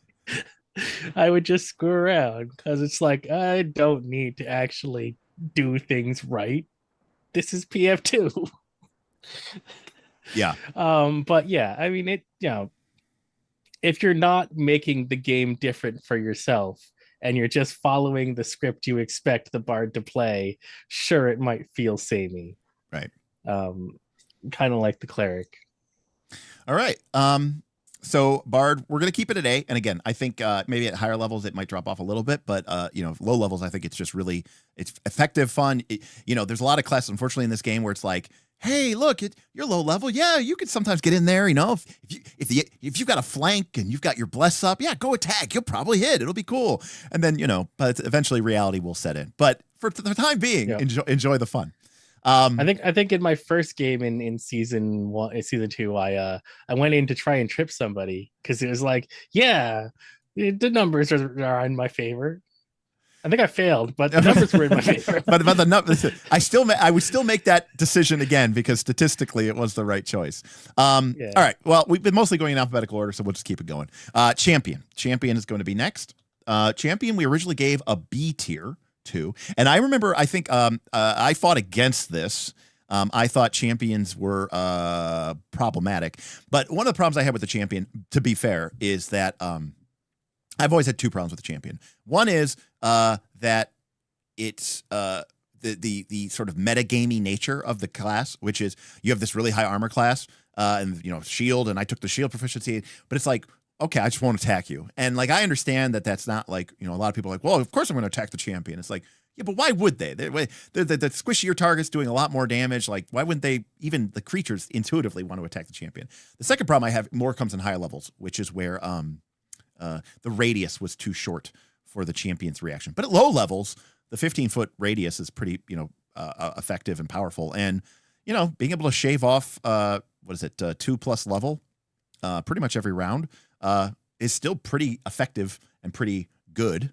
I don't know how, I don't know if it's held up, but the main reason that I think that champion might have been I want to see is that the feats sucked. And literally people would say the one of the perks of being a champion was you didn't feel bad when you used all your class feats for archetype feats. That to me, calling that a strength to me is absurd, but it is what it is. So I have no experience with the remaster champion. I don't know how much they changed. I know there was a lot of change because of the alignment stuff. I don't know how much of that actually matters. So Jackal, what do you think? So I still think that for the most part holds true that your feats are not great. Okay. You can be a wide variety of causes now. Like you don't have to be like super hemmed in by your alignment, which doesn't exist anymore. I think they are for the most part fine. Kind of boring, very much so. I very think a lot about, how you feel as a champion playing a champion. And does it feel like I am a defender?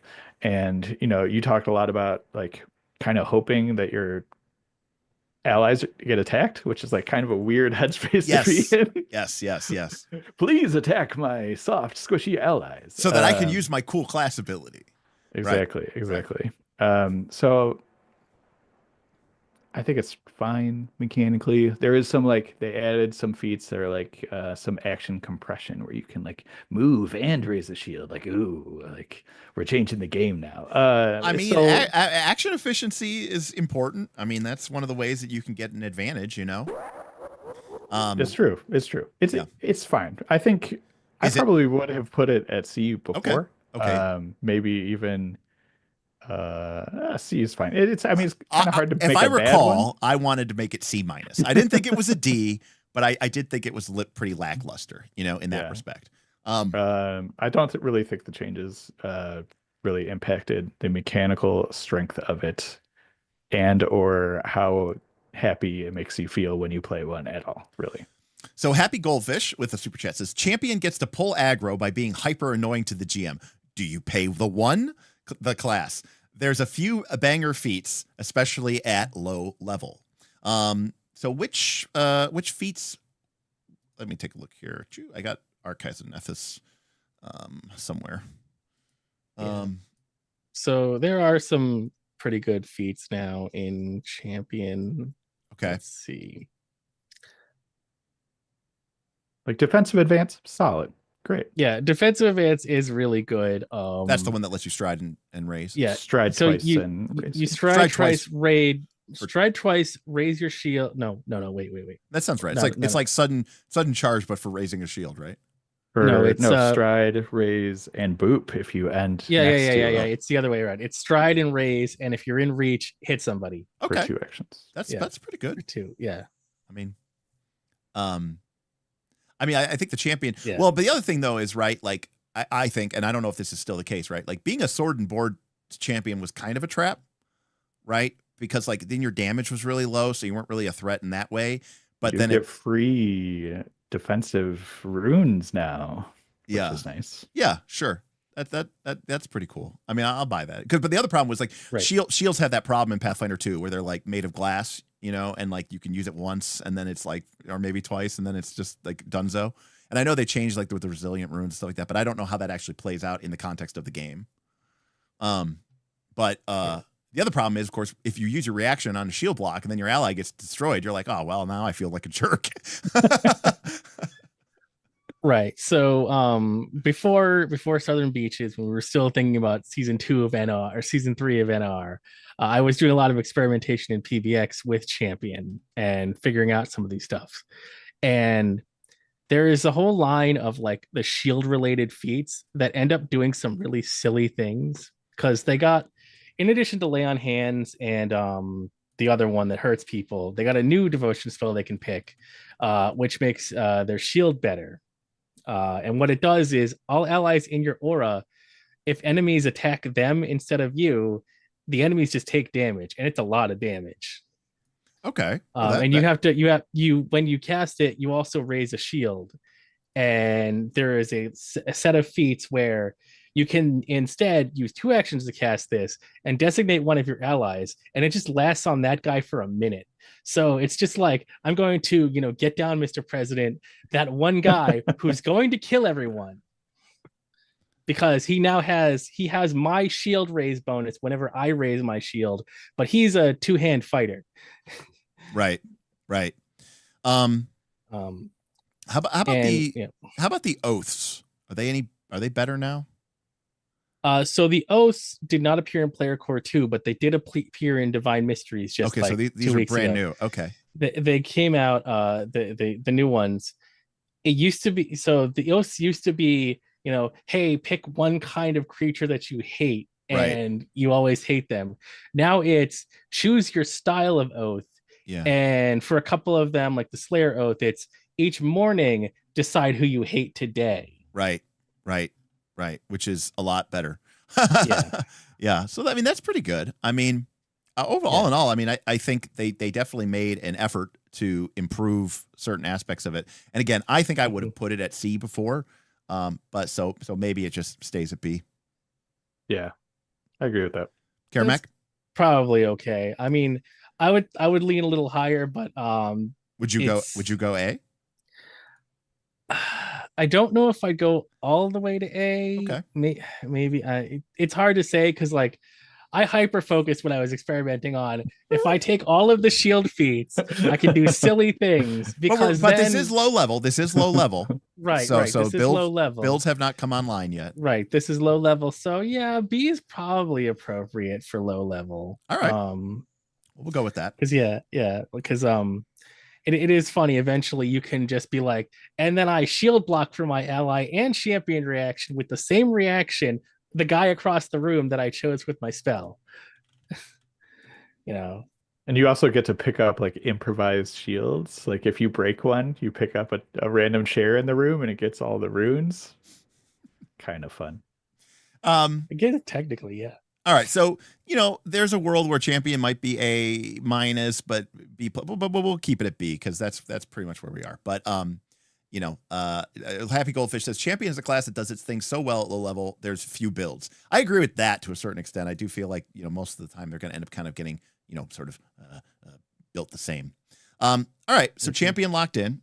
Next is going to be the Druid, and originally we rated the Druid at C tier. Now, of course, remember one of my caveats here is that at low level, casters are pretty limited on the number of slots that they can. And, casters don't usually get a whole lot of other things. They don't even get a class feat at level 1.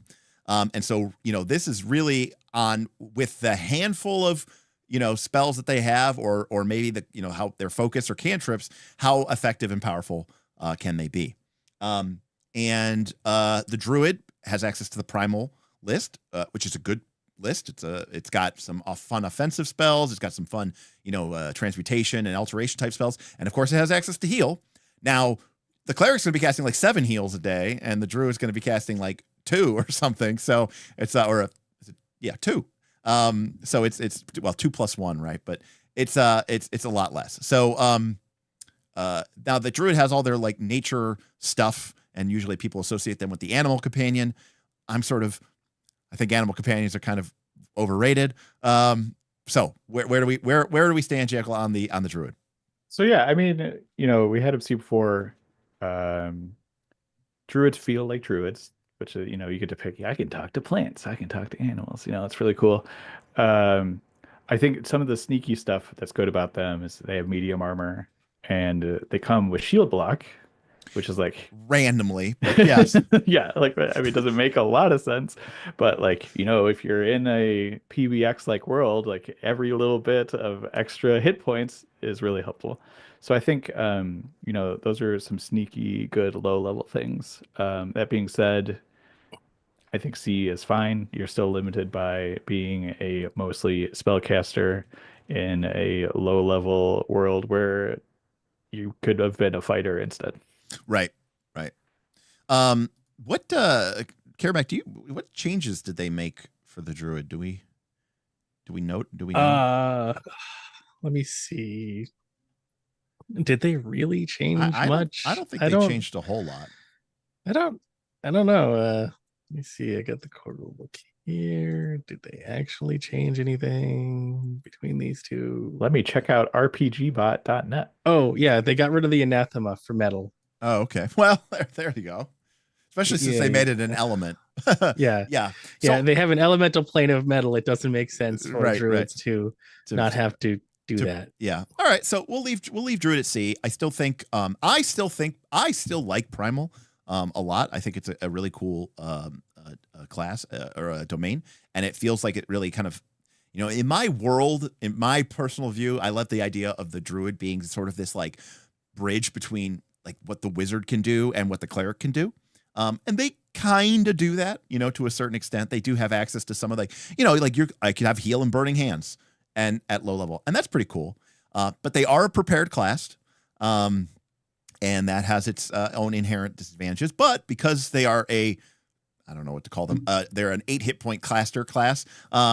They get all of the spell list. So that is, that's something that I think is very versatile and gives them a lot of a leg up. So, yay for the Druid. All right, next, the Fighter. So Fighter was our only low-level S-tier class because they literally start the game with an attack roll that other people won't get till level 5 or level 7 or level 11 or 13 or something.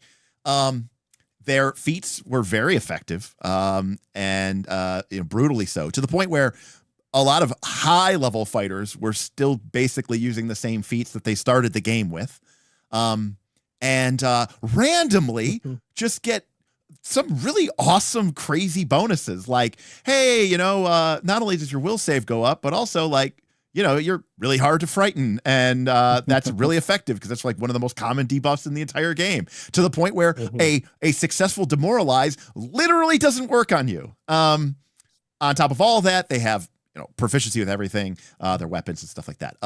But of course, in this game, +2 is a huge bonus, and the Fighter was just, they started with expert, and that was just such a huge leg up for them that they effectively felt like, because here's the thing, you could get into DPS and you can get the damage and all this other stuff, and I'm sure that the fact of the matter is hitting more often and critting more often is both better and more fun than missing. And when you're a martial character class, you are predicated on swinging something and hitting with it. And the Fighter is just going to do that more often and more consistently. And that alone makes them feel, more fun at the end of the game. So they obviously nerfed the Fighter, right, Karemak? They brought him brought him back down into the A-B range, right? Of course, naturally. I think they tried to quote unquote nerf the Fighter by making everyone a little better. Okay. Ooh. Which is, Spicy. Which is actually the way you're supposed to do it. It should be, right? Bring everybody up instead of just being like, oh, let's just crush this person down. Right. Now they did technically get buffed, right? Because they got rid of the open trait. Right. And the Fighter was one of the few classes that actually used the open trait, right? But they did do that. But for the most part, it didn't really change that much. So you guys have played a lot of Pathfinder 2 over the years, and you guys have played a lot this year. Is the Fighter still sort of the undisputed champion of the martial characters?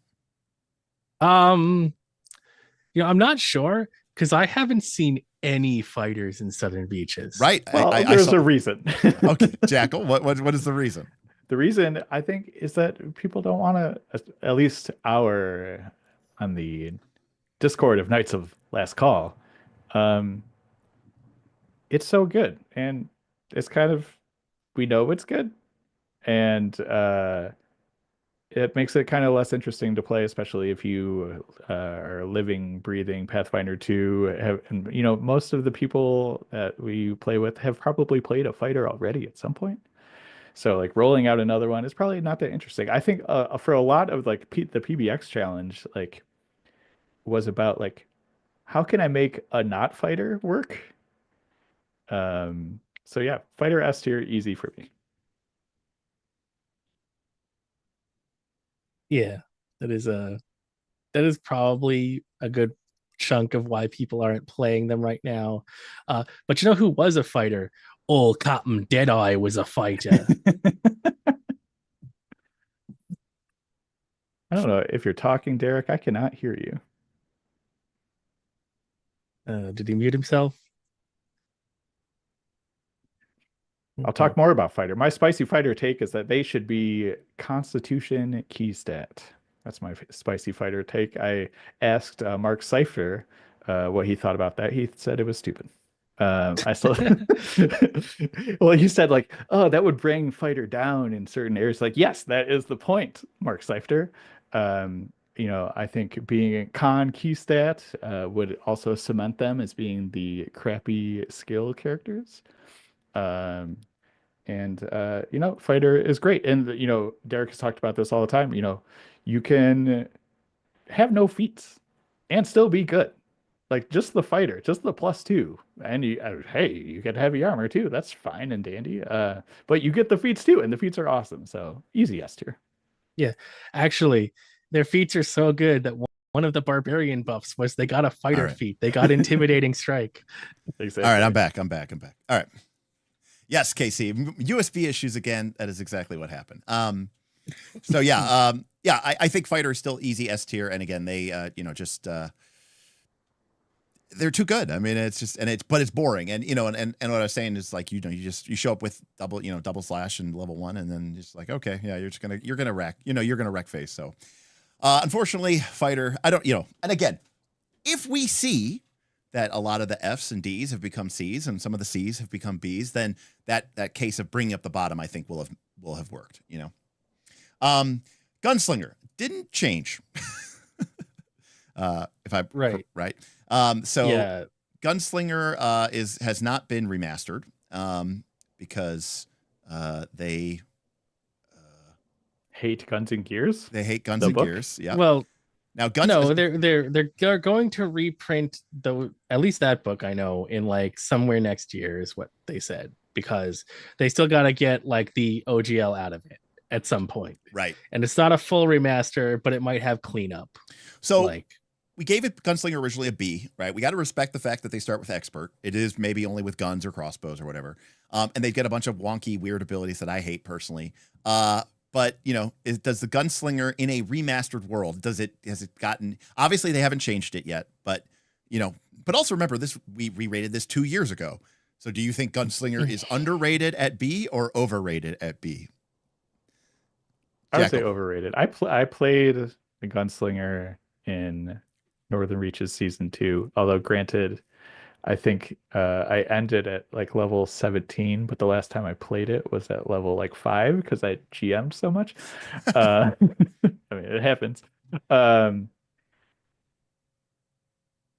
It just feels so sad to play. I don't know, especially like when you don't crit, you're like, what am I doing with my life? Like, and if you're wanting to do anything cool, you're like, wow, like these combination weapons, that seems cool. It's Final Fantasy VIII time. Like I can be Squall and it's going to be great. And it's just so awkward, manipulate traits and shooting, in people's faces, getting attacked. It's just super awkward. Not fun to play. +2 is great. So guns suck. +2 is good. C or B is probably fine. I agree with you. And we have in chat, Damien says, Gunslinger is basically the crit or suck class.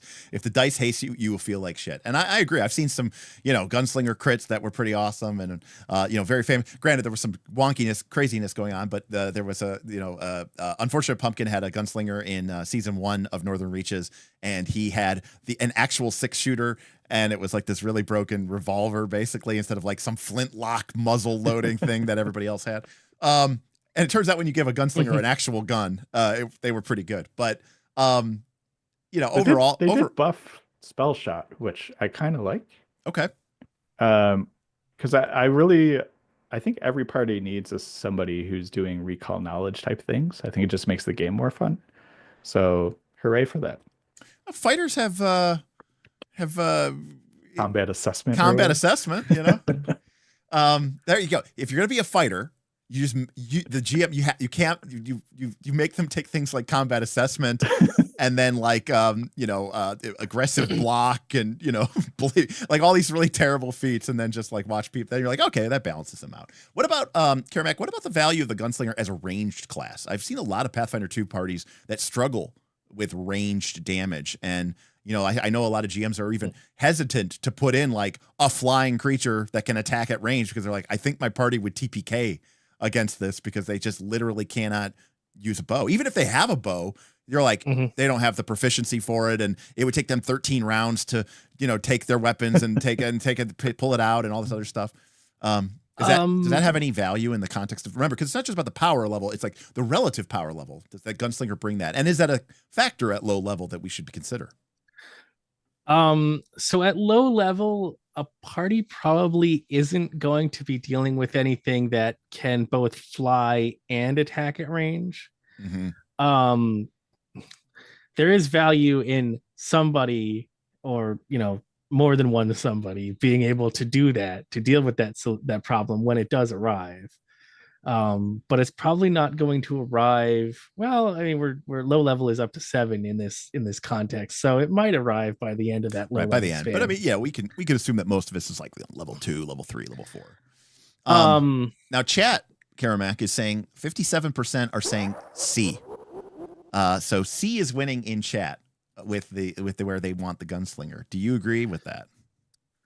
I think I kind of agree with that, on the grounds that gunslingers have to use guns or crossbows, and all of those have reload, or they're like capacity weapons, which after you're out of capacity take 3 actions to reload. So it's just like delaying it by a while, but then screwing up an entire turn.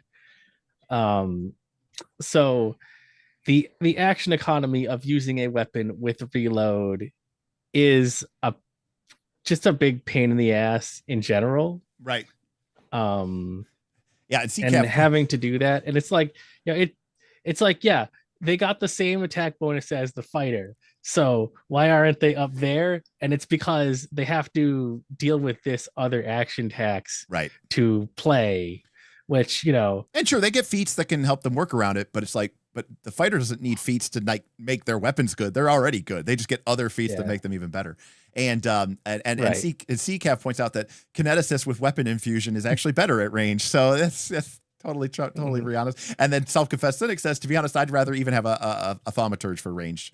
Self-Confessed Cynic also had a $2 super chat. Says, I'm late, but Lightning Swap might be my favorite new feat. I assume that's what he means by new feat. Lightning Swap is a pretty cool feat, I must admit. You have practiced one action. You can interact to stow any number of items, then draw up to 2 weapons or a shield and a weapon. So you can completely re-equip. And I understand that might be something that doesn't really come up that often, but I think if you have a game where you really need that flexibility and you have the feats to burn, I actually do think that's a cool feat. Because now, granted, to be clear, that is basically just enabling something that is otherwise basically almost impossible to do in Pathfinder 2 in a realistic sense, where it's like, nope, you got to start with whatever's in your hands. Like, that's like one of the most important decisions you make in Pathfinder 2 is like, what are you holding in your 2 hands? And it's like, I'm going to go in there with this staff and this scroll, like it's always this like meta decision, because it's such a punishing action economy to swap things and move things. I mean, they did add that, what is it? The swap action. The swap action is now part of, well, interact lets you either stow, draw, or swap. Or swap, yeah. I mean, that's definitely, especially in PBX, when I'm GMing that, like, I do not like to give free lunch. Some people are like, oh, you get a free pre-buff or a free whatever. It's like, if you succeed on your checks, you can start the combat with what you want in your hands. If you fail, you cannot, because if this were Hackmaster, you would not be carrying around your stuff all the time. You also would not have your crossbow pre-strung and just like carrying it strung all day long. That's not going to happen. So they do come with the Gunslingers come with the roll initiative, and a lot of times you get to draw feats under the auspice that you're not carrying it around all the time. But definitely in a land of you wanting to hit your collar, drink a potion, blah blah blah blah blah, and like having to like switch your hands around, it can get definitely annoying. Also, there's like the weird, so like sniper is like probably the best one, but you get into the weird land of like when you're hiding behind cover, the game rules are kind of like, well, yeah, it takes an action to look around the corner, maybe. It's one of my least favorite rules in all of Pathfinder 2nd Edition. If you've played 3rd Edition or you played PF1, you knew that you drew your line of sight from a corner. And that meant that if you were around a corner, you could shoot them. But then if they shot you, they had to draw a line of sight to all corners of your square. And if any of those lines were impacted, you had cover. In other words, being behind a corner was good for you and bad for them. And that's the way it should be. And now somehow you have cover. Like the guy you're shooting at has cover. It's like, no, I hate that. I hate that rule so much. I ignore that rule all the time. I hate it. I hate that. And it's not even an action. It's just sort of hints that could be an action. Yeah, it's like, well, maybe you could spend an action to peek around the corner. And it's like, wait, is that what it is or not? All right. I hate that one. Anyways, so yeah. Gunslinger then, Jackal, B or C? I played one. I'm perfectly fine saying it's a C. Okay, perfect. Well, we're going to go agree with chat here. We had a $10 super chat coming in from Happy Goldfish, formerly known as Great Role Playing Debbie. Put a ranged attacker 50 foot. Assuming they did. I put a ranged attacker 50 foot up in my home game at level 2. They ended up burning the tree down. 2 sessions later, a new PC was convinced to be a gunslinger for his PC. He's loved it ever since. Very famously, in one of the early episodes, not early, but like level 7, Rise of the Rude Lords, they fought a Lamia, and she like slithered up this like column and statue, and she was like attacking them from range because she was large and had a reach weapon. And the rest of the guys, they were pretty drunk at this time, I should add. They were like, I don't know what we do.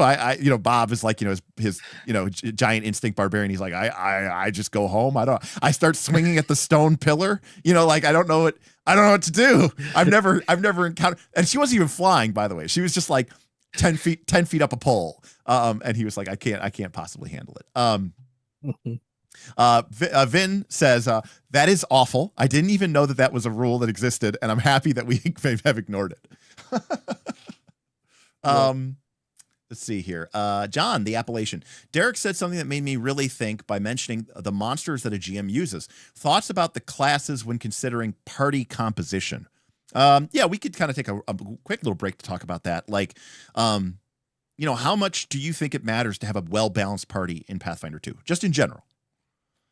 Or can people pretty much just like grab the classes out of a bag and it doesn't matter? I mean, well, if you are playing moderate and severe encounters, I think people can come in off the street and play whatever they want, and they'll probably be fine. For people who have played the game, could probably bring anything to severe encounters and be fine. Okay. Yeah, like if you're playing in a campaign, as long as somebody has the medicine skills so you can fix everything in between the fights, you're probably good. Yeah, and that's exactly what Vin said. And a healer can include just having medicine feats, right? Yeah, so it is one of the cool things that they can do in this game. Real quick, let's do a quick couple. We'll do what I'll call the lightning round. We'll just quickly go through some of the classes that we know didn't get like a change in the remaster. So Inventor. Inventor was originally a D tier, and maybe I was being generous. We've had many years to play the Inventor. Thoughts on the Inventor? Is it easy? Is it just a bad barbarian, bad alchemist? Like just awful. Feels bad. It does not feel like an Inventor at all. Yeah. The thing that you're best at is beating up on a bunch of small things, which, hey, is not hard to do in Pathfinder. Anybody can do that. And not to mention, not only is it a bad barbarian, but it's also a barbarian that randomly has to like make flat checks to be able to do anything, and that feels even way fucking worse. Yeah, it's bad. It is weird. It is weird. It does. It has some funny gimmicky abilities later on that are funny, and I've mused about putting one together, but it's just like, okay, cool. I can put all of these traits on my fancy weapon, so now it can grapple and trip and disarm from like 20 feet away. Right. Meanwhile, the fighter just took the Azkadati spear or whatever, and is just doing it better than you at every level of aspect of the game, and they did it with like one thing. Exactly. So I'm going to put Inventor down to F. And I think that it doesn't work, and it that was the one thing I wanted to say. I was muted. Well, my USB died. Jackal. I was big on the fighter being key stat con. And I know that Mark Seifert was like, that's terrible and stupid. And I was like, no, that's brilliant. That's actually really smart. I think that's so smart. The Inventor, it sucks because they have this high stat of int, but it just doesn't really do much for them. And again, they're mostly a fighter type character, and they're a martial. Their key stat is int, and all it really does for them is turns on their rage. Yes, exactly. Maybe it does. Okay. Right. Pathfinder Reddit loves the companion one, by the way, which I think is absolutely god awful. Oh yeah, the robot that you could ride on and have a turret. So bad. It's just it's because so many people play Pathfinder 2. You mentioned the gimmicky. The gimmick nature, Karamak. Like a lot of people like playing Pathfinder 2. I'm not saying they're trolls, but they're kind of just like, oh, look how funny this stupid thing is. Like that. There's a lot of enjoyment in stupid shit. Right. That's why I play this game. Yeah, because I play stupid shit.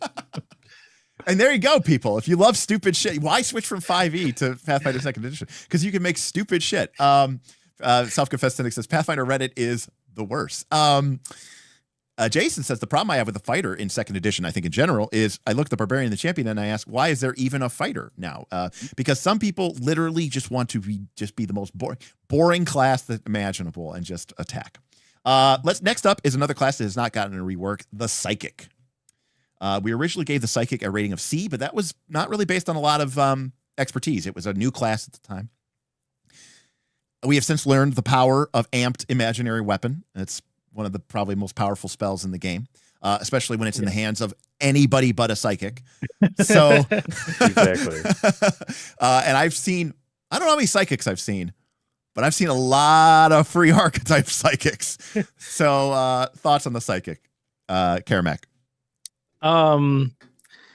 Yeah, it's got this weird design of it's supposed to be focused on focus spells, and that's why they're so strong. But like you said, the archetype also kind of gives them away without any like downside. And then it also gives you a focus point. So it's one of the few dedications where you just get a focus point for just picking it. So, and you're right. Like Exekiel is playing a Magus with free archetype Psychic so that he can imaginary weapon with his spear and do all the damage, because if he rolls a 20, that thing's deleted. Right. Mm-hmm. Yeah, and the Exekiel is in the chat and says FA Psychic equals totally balanced. Oh, right. And to be even more on top of that, he's free archetype Investigator. So he rolls the dice before he chooses. So he is literally, now granted that's because of XP perks from our southern beaches. But yes, I mean that's the best of the best of the best, right? Because Strat had just an Investigator archetype Psychic, and that was very effective. And so, but they used the Archer to get the Arcane Archer. Mm-hmm. To get the 3 action spell shot, which is basically Spell Strike, but it's 3 actions, right? I think, or is it 3 or 2 or something? Anyways, but yeah, same basic idea. So Psychic, Jackal, C? Yeah, I mean, C is fine. Does anyone out there playing one? One second, Jackal. We got a tip coming in, so I want to let that speak. Duncan DT tipped $5. Hell yeah. Back to tier list bread and butter. Crazy the Investigator got a retune. A-OK hand. So Duncan said, "Yeah, baby, we're back to tier list, like our bread and butter." And he says, "Crazy that the Investigator got a rework." I know nothing about the Investigator rework, so I'm curious when we get there. So yeah, Psychic. Is anybody playing it? I don't know, but I mean, it was a weird class design when it came out. I mean, obviously, imaginary weapon is very powerful, but how many people are playing a Psychic? I don't know. But I'm not going to give it a D tier, so I'd probably just leave it at C.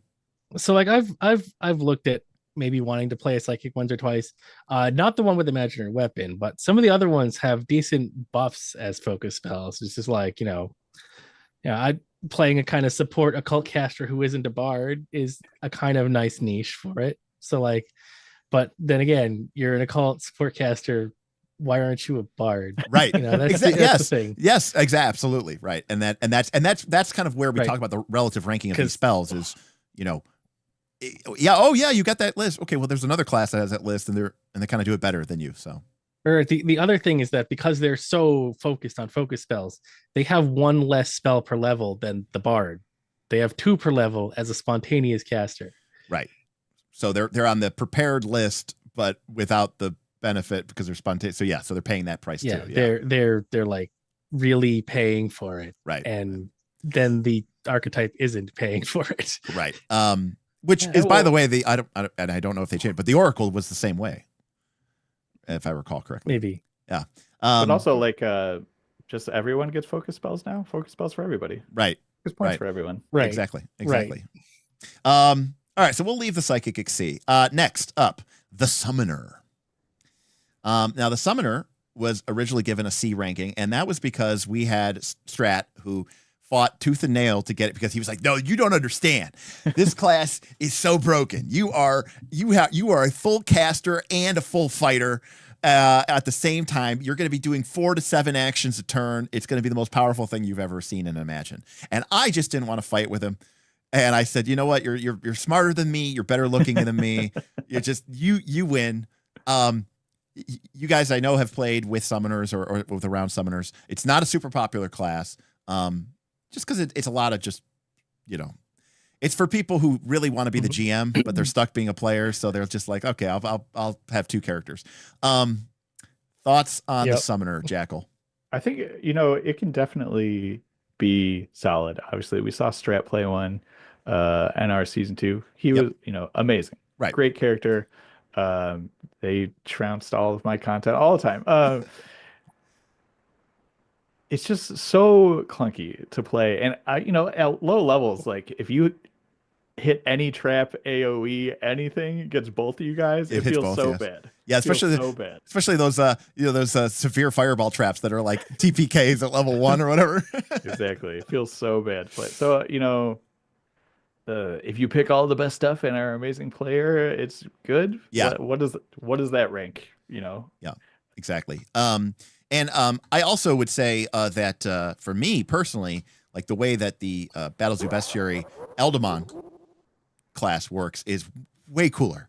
And that actually feels more like a summoner, where it's like, you phase out, you bring in them, it's almost like the way that summoning used to work in like Final Fantasy series, right? Where, the summoner disappears and the summoner, the summons comes in. So I just don't like the Eidolon, in general. I played a summoner in PF1, but I never really liked the Eidolon. In fact, when I played a summoner in PF1, I was a synthesis summoner. So I like rode around inside of my summons like it was a suit of like spectral armor. But whatever. It is a weird class. And the other thing is, if you're playing 1 or 2 encounters, great. Because the fact that you only have 4 spell slots is whatever. But if you start getting into like a 4th or a 5th or God forbid a 6th encounter before you take that long rest, you're going to be like, okay, this isn't as fun anymore. I don't have all the spell slots that I need. You do get to do like some random fun stuff. Like you get to aid yourself essentially. Sure. Or like you can like double the amount of battle medicines that you can have, which like, hooray. That's nice, I guess. I do like when people talk about that, like the Eidolon is the actual character and like the summoner is that's what Strat used to say. He used to say, I'm just the support character in that big huge tree thing or whatever it was in NR season 2. That's the actual character. Yeah. Tangle definitely was the more impressive part of that duo. Oh, I remember Tangle Strat brought the Tangle and the summoner to the Lady Valix, the Valix fight, and so I had to deal with it in that fight, and it was just horrible. He just embarrassed. Right. Well, I think by that time he had like the feat where the summoner and the Eidolon were just both the Eidolon, so he just had 2 Tangles at some point eventually. Yeah. It's good stuff. We had a couple super chats come in. Vin, the self-confessed cynic, says, "I've always hated the summoner, and that will never change." And this goes back to 2 years ago when we were originally having this conversation, and Vin never liked the summoner at that point in time. I've never been a big fan of it. I'm begrudgingly admit that, again, I've seen it work, and I've seen it played at a very high level, and it worked really, really well. Happy Goldfish says, for $5, thank you, Happy Goldfish, "I shall take the mantle of Summoner Stan. It's great. Summoner Stan. It's great. Don't be a fighter X-Mage. Be a maid X-Mage. Mage harder." Yeah, so I think that the way you need to think about the Summoner is you're like a really weird fighter that has this kind of caster that runs around behind them. Because it's very Jason says, "Summoner feels like a worse animal companion that also shares damage with you, which feels bad." Well, no, the Eidolon is actually a very reasonably effective combatant. And I feel animal companions just don't measure up. The advantage of animal companions is that most GMs feel bad targeting it because then you feel like a dick. So it's kind of like they've got this kind of like plot armor. If you have like but then there's also this weird thing where everybody, including the person, is like, "Oh yeah, the GM just wasted attacks on the animal companion. That was totally worth it." And you're like, "Wait a second, isn't that your buddy?" You're like, "Yeah, I want him to die." So Summoner, do we leave it at C or do we take it down? Is Strat here? No, I think C is reasonable for the fact that if you know what you're doing, like Strat did, yeah, then you can do a lot of good things with it. I'll also say, at low level, having only 2/2 for your spell slot, the wave progression, doesn't feel as bad as when like you're level 10 and everybody else is like, "Oh, I've got 40 spell slots," and you're like, "I have 4."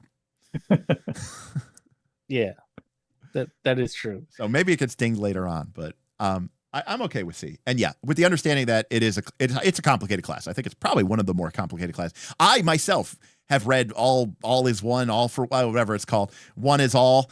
And I'm still like, wow, what is this going on? It's just, it's such a weird PF2 language, where it's like, you have to take this activity that will then grant you additional action. It's like, can't you just say we have 4 action? No, because somebody might abuse that. It's like, it's just a horrible thing. Like, am I right that, like, if your Summoner is stunned and you can't take that action, does that mean your Eidolon doesn't get to go? Yeah, if you're stunned. Like if the Summoner is stunned. All right, like the stun status, so you just like lose your whole turn. You lose your whole turn. So then your Eidolon doesn't do anything because it doesn't get activated by the Summoner action thing. Right. It's kind of because you're still the Summoner, right, telling the Eidolon to do things. Yeah. And you know what my least favorite thing is? I know these are classes that we're supposed to be lightning rounding. You know what my least favorite thing about the Summoner is? It's the line of text. It's the most piezo line of text in the entire game, in my personal opinion, which is the Eidolon and the Summoner are inextricably bound together, and a summons mark appears on their forehead. And people who don't even know what magic is will have an intuitive understanding that is somehow your magical Eidolon pet, and yet you are the controller / master. And they will immediately understand the implications of what this means and how to abuse it and how to use it. And it was just like, like that for me is like, I hate that line of text so much. Okay, we'll leave Summoner at C with the caveat that none of us like it. Sorry, Summoners. What else do we have left that didn't get updated? The Thaumaturge. We originally gave that nothing. Oh no, we gave it an A because we liked it a lot, but it was really brand new. So Thaumaturge, we were impressed by its flexibility. It seemed like it had a lot of fun options that gave you some cool reactions and seemed to be embracing that new paradigm of sort of encounter-based design. But we might have been a little bit overly hyped. I don't know if the power level is quite there where we thought it was. It's got a lot of flexibility. That's undeniable. But at low levels, you only have one implement. Maybe when you get your second one at level 3, 7, something like that. 5. Oh, 5. Okay, 5. So you do pick up a second implement, and there's a lot of different ways you could build it based on those implements. But the power level is a little lower than I think people originally thought. So quickly, where do we like the Thaumaturge, Jackal?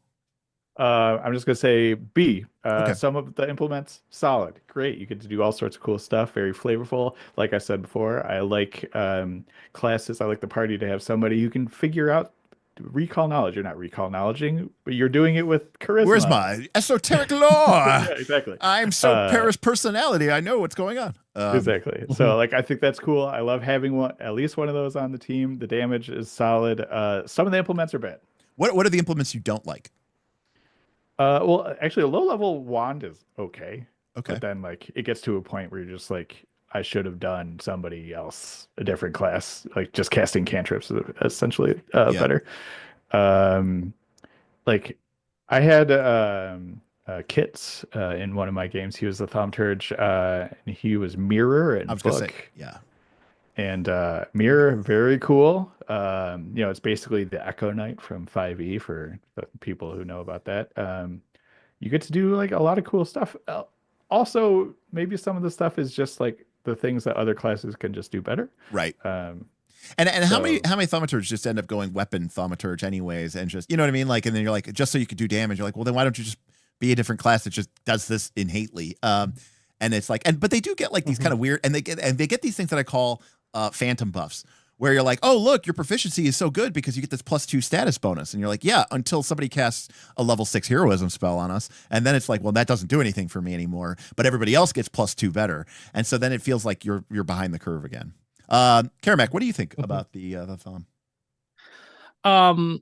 I think that, overall it has a lot of versatility. It can do a lot of different things. And sure, some other classes might be able to do one of those things better, but the Thaumaturge can probably do like 2 of those things decently well, depending on which ones you picked. However, it has the same action tax as Ranger, but you can fail. That is true. That is true. And action taxes are not. CCAF says it's a class that you want somebody else to play. That's exactly 100%. Yeah, that's a really good point. Maybe I think we overestimated. I think we bring it down to a B. I think it's still that seems solid to me. Yeah, and I think it's still really fun. Yeah. And I think it's like there's nothing quote unquote wrong with the class. It's just it is what it is. And we do have a poll up. Sure. The my spicy Inventor take is that if you just take Thaumaturge, change everything to intelligence, reflavor everything as technology, you have a better Inventor. Absolutely. Right. Like, you have teleporting coils instead of mirror, like you have an illusion projector or something like that for mirror, yeah, absolutely right. That's pretty cool. All right. Well, 46% of the chat is saying that they want the Thaumaturge at B. So we're going to move the Thaumaturge down to B. All right. That's good. I think that's it for the classes that didn't get, Magus. Magus. Yeah. Magus. All right. So Magus, we originally gave, where did we give it? We gave it a C. Magus is like the summoner to me. I'm biased. I don't like wave casting like at all.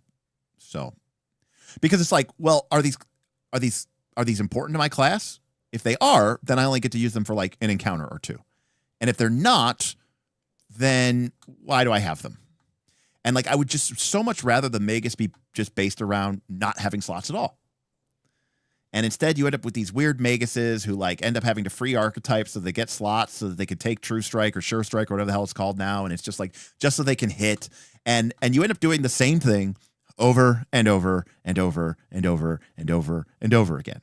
And the Magus is also one of those classes where it's like, if you hit with the spell strike and it's a crit, it's like the coolest thing that you've ever seen in your life. You're going to do 500 damage. It's going to be the most powerful broken thing, or you missed and it was like the worst thing ever and you just wanted to kill yourself. So, right. Yeah. So my take on the Magus is that it's basically just a fighter who traded his extra attack bonus for I have some spell slots.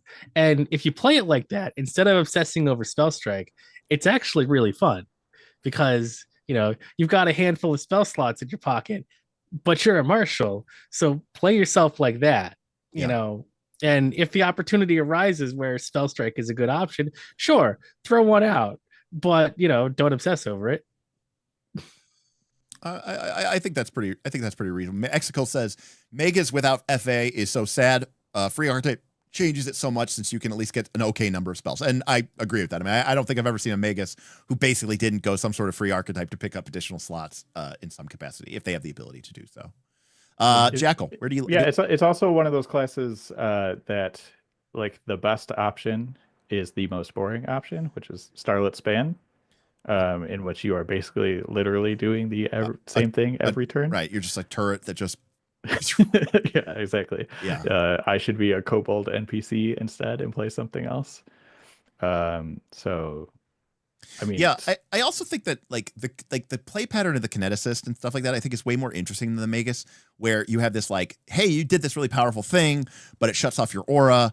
And so, you might lose some of your ongoing benefits, but then you can bring your aura back, but you get this free refund in the form of a kinetic blast or whatever. Or you could do a 2-action impulse or whatever it is, or 1-action impulse. And I think that is a much more interesting decision. Like the whole, like, what you need to do to recharge your spell strike thing in Arcane Cascade. It's like the most cringe, boring thing ever. I'm just like, I'm not even gonna do that. You get 1 per fight. That's it. Like it might as well just be like you could spell strike once per fight. I don't know. It was very underwhelming, and even just reading the mechanical benefits of some of the Arcane Cascades, you're like, you know what? I'm voluntarily choose not to even get this benefit. It's so minor. I'm insulted to even have to track this mentally. So I think that the Magus does suffer from that perspective. That being said, I've seen, there was a very famous, who was it? Oh man. I can't remember who it was. It wasn't, we had a Magus in NR season 1, and I had the Heart of Triune, and it had it was like hardness 200 or something, or hardness 250. And it was like AC, but it only had like 1 hit point, right? Or like it had like hardness 300 or something like that. And he went in and crit it with his Magus, and he killed it, And it was one of those. Oh, no one will ever actually be able to kill this, haha! But it's Pathfinder. I'm going to give it stats, and then he killed it because he just did like this 300 hit point damage crit. So that's fun, but it's very swingy, and I think it's fine at C. It's not D. So, but it's definitely not B. So, and I don't think it does a really great job of like, I want to play a Gish, and people are like, play the Magus. Yeah. I guess it's that alone makes me want to take it down to a D, because it's the Gish class. That's fine with me. Fine. What, Karamak, do you support this spicy take of Magus to D? I mean, that's fine. I don't really have a dog in this fight. All right. Screw you, Magus. Gishes deserve better. D. Although I will say something funny. A couple of weeks ago, when everybody hit 13 in Southern Beaches, and me and Whoople and Exkill were looking at Magus, we had never realized before that their armor progression is the same as fighter, and that's part of the whole. It's just a fighter with blah blah blah blah. Yeah. Because they got their armor up before most of the other marshals. So I was like, what? That is very strange. Yeah. So this Magus, to be clear, this ranking of D is more of like a revenge thing of just like not liking the play pattern. Like the power level is fine. It will be very swingy, but it's this weird class. Like you would need to think of it as just you're a fighter, you're kind of a bad fighter that randomly, not bad, but like you're a middling fighter who gets a couple extra arcane bonuses and occasionally will crit in such a way that the GM will cry. And like, if that's cool with you, like awesome, I think that's where you kind of come from that perspective. All right. Now we get to our remaining classes. We've got Investigator, Monk, Oracle, Ranger, Rogue, Sorcerer, Swashbuckler, Witch, and Wizard. All right. So we are at 9 o'clock, so we'll try to actually keep to a couple minutes on each of these. Let's start with one of our high level classes, the Rogue, which we originally gave an A. And as far as I'm concerned, got buffed in the remaster. So yes. Gang up is somehow easier now, right? Yeah. So gang up they have in more. particular, They have better weapon proficiencies, Yeah. They have much more proficiencies now, which is nice. It's just nice to have. But gang up in particular, the buff is that it used to only apply to the rogue, but now it applies to all of the rogue's allies. They just flank from any position. Right. So yeah, absolutely. As a rogue, you'd almost feel selfish to not take gang up, right? Right. Jackal, rogue thoughts? You you want to do the same thing that you did before, but it's better now. Right. I mean, I think you had one of our KOLC's smaller videos was you, Bob took a little slice out of you taking, this is how you build a rogue. And, right. Hey, we still do it that way. Right. Hey, it's still really good. Yeah. It's better now. So Damien says they got rid of the terrible magic racket and kept the good ones. So yeah, I mean, I think the rogue is too good. It's too easy. I still think, I mean, we are talking a low level here, but I do think that the gang up, preparation, opportunistic attack, like I think that is just completely ridiculously powerful and overbroken. Yeah. Like making yes. making like 3-0 map attacks, is just like that are sneak attacks is just crazy. Also, you get more skills, right? On top of all right, that. We're just talking about combat, and on top, that's ignoring the fact that you also get the most skills in the class. So, I think the rogue is really powerful, and it didn't need these buffs, and it was already really powerful, and I think it's probably now too powerful. By the way, I love that like the S tiers are just the fighter, the cleric, the rogue. hey, what about the wizard? Can we bring the wizard in? All right, so the wizard was originally a C. Now, the wizard suffers from the same problems that a lot of the classes do, in that they have not that many slots. However, the wizard is restricted to one school or one discipline. What is it called? Tradition, which is arcane. Mm-hmm. They are prepared, not spontaneous. And not only are they prepared, the cleric's prepared, but the cleric just gets all their spells. The wizard has to have a spell book, has to have them in the spell book, and then only gets 2 per level unless they find additional ones and spend money to train them into it.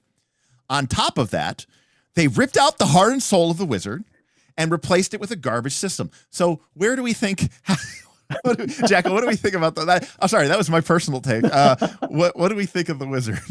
So, people always talk about, that Pathfinder flips the paradigm, right. Marshals better than casters. Right. Pathfinder 2, the revenge of the marshals is something exactly. And then, real Pathfinder players are like, oh, but no, the casters are still good because they get to help the fighters do what the fighter things, and that is somehow strong. Anyways, so they made wizards feel bad. So like you're already feeling bad. You're a low level wizard and you're playing in a game that everyone is supposed to be ostensibly on the same level. And like I get that they're like trying to make wizards their own thing, maybe right. divest them from 5e wizards, D&D wizards a little bit, but I don't know. I think it just feels worse to play. Well, outside of anything specific about the wizard, like I said, they suffer from the fact that, in my personal opinion, spontaneous casters are stronger than prepared casters. You'd rather be a spontaneous caster most of the time. And it just applies for so many different other reasons we've gotten into before, from being able to dial in the level of an effect or whatever. But the other problem is they have the most, along with the witch, I guess, the most restrictive access to spells. That is, very problematic. So as a prepared caster, so they don't even have that benefit. And they don't even get the 8 hit points that the cleric gets. Even the cloister cleric, who's supposed to be just like a cleric in robes, somehow gets 8 hit points, and the druid gets shield block and 8 hit points, and the wizard's still stuck at 6, and like no armor, right? So it and it doesn't feel like any of the benefits you're really getting from it are, worth it. Now, Damien says wizards get the most spells per level with the bonded item cascade fact feature. But even that still is predicated, right, on what spells did you take today? And, if you took the wrong spells, it's like, well, shit out of luck, I guess. Karamak, any thoughts on the wizard? I'm not sure. I don't think that it got any worse than it was. So if anything, it's probably just going to stay where it is, because I don't think they nerfed it. Like the curriculums might not be as good as the schools were in some cases because they're much more narrow. Yep. But like, I don't think that really does much for you in terms of like, especially at low level. I don't think that that's going to change where they land here on the sea. Yeah. Let me ask. Well, we're talking about low level here. So you know what? I'll save this for another one. But I'm going to ask a question like, how often do you find that low-level spell slots are actually useful in Pathfinder 2? But we'll save that for the next time for the mid-level. So yeah. Also, in terms of those, theses, I only ever is anyone ever a staff nexus wizard? Like ever? Like no. Like everybody is the one that lets you, either combine them or break them up, right? Like whatever one that is. I feel like. Self-confessed cynic says, if Magus got a spiked D, can wizards get one too, please? But 62% of the people, Vin, are saying C. I do think that, and also too, occult, again, I can't stress this, occult gets soothe, primal gets heal, divine gets heal, arcane does not get any access to healing magic. The wizard can't gain access to that. And while I do think the arcane is really, really a powerful school that has a lot of abilities, there's a lot of it can a lot of those gaps can be filled in by other people as well. And you're like, oh, Wall of Stone's busted. Yeah, I agree. It's also on the primal list. So so they cast Wall of Stone and then they cast heal. So where are you at with that wizard? And also should be pointed out, and we'll get to this with witches, I hate familiars in Pathfinder 2. I just think they're so stupid, and there's just the amount of rules, text, and writing that is dedicated to and feats that are dedicated to something that is just so trivial and unimportant, but it's just there for like the vibes. I can't stand familiars and like their little familiar. Oh, this one, mine has hands. Now it can hand me something. Oh, it's like I can't stand it. When the witch was like, what are we going to go all in on? I was like, curses, hexes. They're like familiars. I was like, no. All right. Well, with 60% of people saying C, we're going to leave the wizard at C. But I will say my heart is broken. Wizard's my favorite class. And I feel like they have never been worse than they are in Pathfinder 2. I think people just play sorcerers instead. Right. Well, sorcerers were always the better class. I mean, for no other reason. I mean, for number one, the sorcerer could be any tradition. You could be divine sorcerer. You could be a primal sorcerer, a cult sorcerer. Pick your poison. Now we can. Well, you know what? Let's talk about the sorcerer. Because now we're low levels, so we weren't really too focused on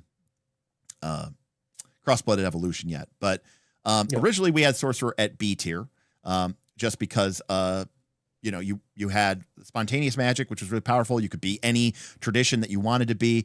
And some of the blood abilities were, pretty powerful and pretty fun, pretty effective. So we thought the sorcerer was a cut above a lot of the other classes. Technically, you could be a divine sorcerer and cast heal. But, of course, back in the day, nobody did that because there used to be a feat called cross-blooded evolution, which you got at what, level 8? Yeah, it was 8. Yeah, it was 8. They'll let you it's take. Still 8, but it changed. It's still 8, but it's no one will ever take that feat again. I mean, maybe they will, but cross-blooded evolution let you be like an arcane sorcerer and then pick heal up and be like, okay, we're good here. But the sorcerer, I don't know. I think the bloom is off the rose for me on this one. I don't think the sorcerer is as cool as it used to be. I think if we put it at C, we should put wizard at D. Ooh. I think sorcerer is fine. It's fine. And like, is it stronger than the druid and the wizard? That's the question you should be asking. Karamak. Yes, because it still has more slots than they do. Okay. Yeah, I agree with that. And that was its gimmick. When we get to the Oracle, we'll see that the Oracle now also has that gimmick. Right. But and I agree, Stone. I mean, the sorcerer, by the way, I should spoiler alert. Like we put the sorcerer at like A and like an S tier or something as we got higher level. Like once we got to cross-blooded evolution, which you get at 8, which is our mid tier, it used to become. But now that's different because it doesn't do what it used to do. In fact, yeah. I've seen in my lifetime many arcane or occult sorcerers who had cross-blooded evolution to pick up heal and were free archetyped as a champion and were in full plate and had a champion reaction and lay on hands. And it was like that core build, it was like one of the strongest characters ever. Bob played that in Smith's campaign, and it was just like disturbing. But a lot of the elements of that have been sort of broken apart. So that core functionality is kind of gone. What about the fact that like sorcerers have charisma, and that used to be really useful, right? Because of the off whatever it's called, the tradition, the spell casting, and now it's pick your point, whatever you want, for the spell training and for the free archetypes. Does that factor in at all? I don't know. I mean, for charisma, and there's a lot of classes that can get good charisma now, but yeah. I mean, well, okay. So as far as casters go, Sorcerer is a charisma caster, Bard is a charisma caster, Oracle is a charisma caster. So we have a lot of charisma casters, right? I think it should be noted, by the way, too, that like Wizard, Sorcerer, Witch, they use Int, they use Charisma. That's not a saving throw stat. And like Clerics and Druids are Wisdom. And, you'd rather have that, I think, generally, a thing in Wisdom, plus Perception, which is, pretty much used everywhere. But, all right, I don't want to put the Wizard at D, so I guess we're leaving the Sorcerer at B. With the caveat that it's fine, and it's powerful, and, getting more spells in, and also having that flexibility of being like, well, I need to cast this spell 4 times today versus, I need to cast this spell and this spell and this spell. So I think that, because the thing about it is, in 3rd edition, the number of slots that you got was actually bigger than the number of spells that you knew in your repertoire. So you had a lot of spells, but you really had to limit it. But now you always have as many spells in your repertoire as you have slots, which means that you have the same number of spells that a wizard could have. It's just that you can cast them in any combination that you want them to. So yeah. All right. Anyways, it's still better. Yeah, absolutely. All right. Now we're getting into some of the real tea here. Let's go to the Oracle. I originally gave the Oracle an F tier because I thought it was a class that was punished for bad abilities by getting less spell slots as a spontaneous caster. Thoughts? So now it has the same slots as a Sorcerer, which is a market improvement. All right, so we're already up to D. Okay. We're already up to D. So yep. So there's that, and now they've changed the curse around so that you're not trying to get into the curse to activate some cool ability and then also having a drawback. Your curse is now a drawback that you spend to use cool abilities that have maybe like better action economy than spells would have. I think the main thing here is that the Oracle's thing that it paying the curse for feels better. That's the key. Yes. Before the Oracle's thing, we're like, isn't that just, can everybody do that? Why do I have to be like, blind to be able to like use my spells? It doesn't even make any sense. Like it'd be one thing if it's like, you can meta magic for free. You'd be like, oh yeah, okay, I get it. But they were very afraid of people mitigating or eliminating the weakness and then getting the bonus for free, which is what a lot of people did, by the way, in Pathfinder 1. And so they went too hard on it. But I think that they really helped it up. I think it's a C. It's probably a C. No. Yeah, I can see that.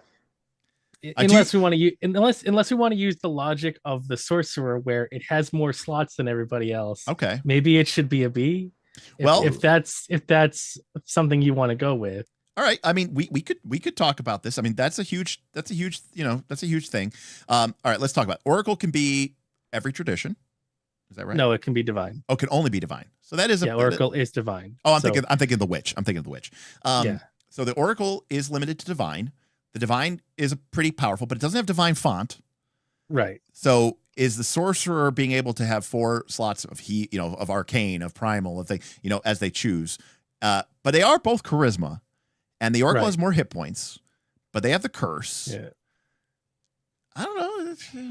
Yeah, they have the curse, but you can choose whether or not you're going to use that kind of ability this fight. Maybe you don't need to be cursed today because the fight wasn't hard enough that you needed to spend your curse. I'm just going to leave them at C just because they're limited to divine, but I do think that it is a totally acceptable strong class. I do like that they can. Paizo decided to maybe ease back on the razor a little bit. Yep.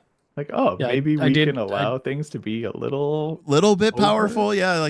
And when I read it, I mean, I thought it was a fun read. So, I did just double check. Oracle has light armor as well. Okay.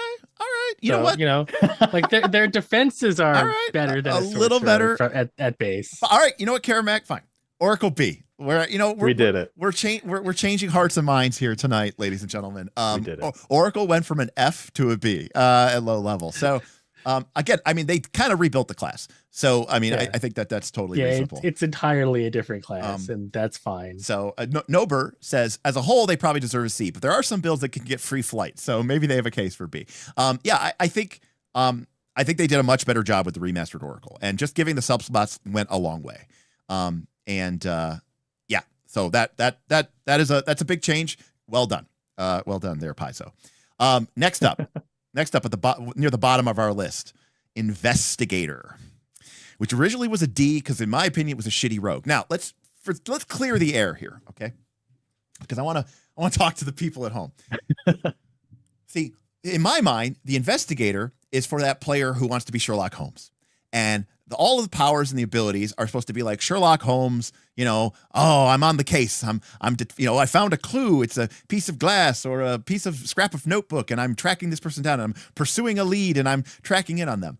And to that end, they get these bonuses to pursue that person. What a lot of people did was they were like, "Hey, look at that guy over there that I have no idea who he is. I don't know anything about him. But I'm pursuing the lead. And now I get all these bonuses against him. And as a free action, I'm going to do that. That to me is just not what the class was ever intended to do. It's not how the ability was intended to be structured. But a lot of people in Northern Reaches and in Northman Challenge and PBX or whatever played it like that. And so in that respect, more powerful. But I think it's like fundamentally as a class that is really just designed around like, unless you're investigating a murder mystery, I just don't feel like these abilities work. I mean, they work fine. It's just how often do they come up? I gave it a D, but I don't know where we're at with it now. Damien says, self-confessed cynic says, I'm happy for Investigator to stay at D, but I haven't seen one played in a year. Damien says Investigator is good with the new class archetype. Instead of a detective, they can now be an undead or occult hunter. And Stone says Forensic Investigator is a good healer, while being pretty much as good at investigating as the others. I have no experience with the Remastered Investigator. I don't even know what it does. Enlighten me, Jackal. Karamak, go for it. Okay, Karamak, okay. You were ready to go. Okay, so I'm not playing an Investigator, but I'm in a campaign with an Investigator right now in Kingmaker. And so one of the big changes is with the way Devise a Stratagem works is that it used to be you could get the free action if the thing you are fighting is what you're trying to investigate. But they broadened it a little bit to the thing that you're fighting could potentially have clues to what you're investigating. So like, who's running this dungeon? Well, these mooks might be able to tell me, Which is why I'm going to kill them and not interrogate them. Ah, yes. Very well done. Well, I don't need to ask them. I can look at the clues on their bodies, I hate this class. I just hate it. I don't even know why it's a class. I just don't know. Like, it shouldn't exist. It should be an archetype. If this is it should have been an archetype class in the entire game. Boothby says bonuses to find their secret memos and journals when you kill them. This is the class that you pick and you choose when you know that you are playing. You're playing the wrong game. Why are you playing Pathfinder 2? If I murder mystery, I am Sherlock Holmes. There's all sorts of excellent, wonderful games. Yeah, go play Brindlewood Bay and have some fun with that. Exactly. I think it does not fit into the game as a class, like you said. It should be an archetype. Also, the fact that it gets archetyped into I'm going to roll and know the dice and smash you guys on a crit and know all that stuff with the super classes, I think is lame as hell. Patrick says, but I'm playing Gatewalker, meaning the AP. Surely it's well done and made for that class. I mean, yes. Yeah. If you're playing, Scooby-Doo Mystery Adventure Path, the Investigator, but also, the Investigator has that problem where it's like, if you really like that stuff, the Investigator class is like, and I do it automatically with my skills. It's like, well, no, I wanted to solve the problem. And so it's the Ranger problem. It's the Ranger problem. That's exactly right. I was going to say that, Karamak. Exactly. It's like the Ranger problem. Like, hey, I really like the woods. You're like, oh, cool. You have all these things that make the woods totally trivial, and we'll just skip right over it. It's like, Well, no, I don't want to, that adventure is not investigation. Well, right, but Stone, but it's important to note that like any good Paizo AP, it's framed as that and then becomes inevitably about weird occult, possibly Nazi horror, as all these adventure paths always do. Hey, it's about a circus. Psych. Planar hijinks ensue. Damien says Investigator was a rogue alchemist cross in Pathfinder 1. In Pathfinder 2, it was someone who really liked the Robert Downey Jr. Sherlock movies. And I absolutely agree with that. But is it a D? Mechanically, it's not a D. It's okay. Definitely. So like I am unhappy right it does now. Rumble. It can do about the same damage as a rogue. Yes. Not as much because like it doesn't have, off turn. It's only going to do it like once a turn kind of thing. And it gets as many skills increases as a rogue. Now, half of them have to be, intelligence, wisdom, charisma skills because they wanted to make it different for reasons. But I mean, it's for someone who wants to be a rogue but doesn't want to have the word rogue on their character sheet. Right. Yes. I can't stand it. But I mean, you're right. I mean, my hatred for this thing that shouldn't exist is irrelevant to its actual thing. Stone says probably not a D. It's a worse rogue, but the rogue is cracked, so it's like a C. Although it's pretty close, but I said, is the Investigator still a D? 62% say no. So, Jackal, would you support a move from D to C? Yeah, I mean, mechanically, C, if you just call it, just say it's something different. I don't know. Yeah, like, so there are ways to, like, also, like, if you know that you're going to miss, you get to do fun stuff. And if you are knowledgeable of the game, you can use consumables and, like, other skill feats and just... archetype into random spells and stuff. Sure, that's great, good, solid mechanically. Right. I think it works so much better as like a sort of gambler divination-y type. Vibe. But anyways. Yeah, no, I think that would have been much more interesting. And in fact, I completely agree with Dr. Metropolis with the $5 super chat. Thank you, Dr. Metropolis. Still one of the best names in the game. Several of these classes seem to exist just for the novelty of being different. Oh, no, I'm not a rogue. I'm an investigator. I don't steal. That's what a rogue does. I'm an investigator. And it's like, but you could the investigator could have just been a subtype of the rogue, a subclass of the rogue, or whatever they call racket. Yeah, done. It could have been. It done. Absolutely done. Been. Yeah, should have been. Could have been. Could have been. Should have been. I think when they made the advanced players guide, they were just grabbing a bunch of names from PF1 and going, okay. Right, because there was a bunch of unhappy... We got to make more classes. Yeah, there was a bunch of unhappy neckbeards who were like, I want to be able to play every single class that was in Pathfinder 1 and Pathfinder 2, or I'm not playing. Plus, it's just that I think that's the bloat of Pathfinder 1 is just so insane, and it's like just completely ruins it for me, especially now. Like people are like going back, like, oh, let's try Pathfinder. I don't want to learn that shit again. Right, and to those people, I say, well, where's my Scald? Right. What was the Bob played? We played one. We played Bob. Bob played Pathfinder 1 with us for like a couple of sessions. He was like the barbarian that cast spells. Blood Rager. Now there you go. Which is back, but definitely not. Right. And Michael Horton says the more lenient access to devise a stratagem, just reinforcing how horrible of a decision that was. But yes, makes it much easier to work with archetypes like Eldritch Archer, which again, Michael, I don't know if you were here earlier, but we were talking about how that was a go-to strategy, which was be an investigator, take archetype into psychic so that you get access to imaginary weapon, then take archetype into arcane archer so that you could do these absolutely cracked, busted, unbelievable damage shots that you knew were going to crit because you rolled high enough, and then you would use your arcane archer shot with an imaginary weapon amped to just do an unseeable amount of damage. And then if you didn't roll well enough to crit, then you could just do something else, like Jackal was saying. So, I mean, the power's there, and I can't deny it, but it is.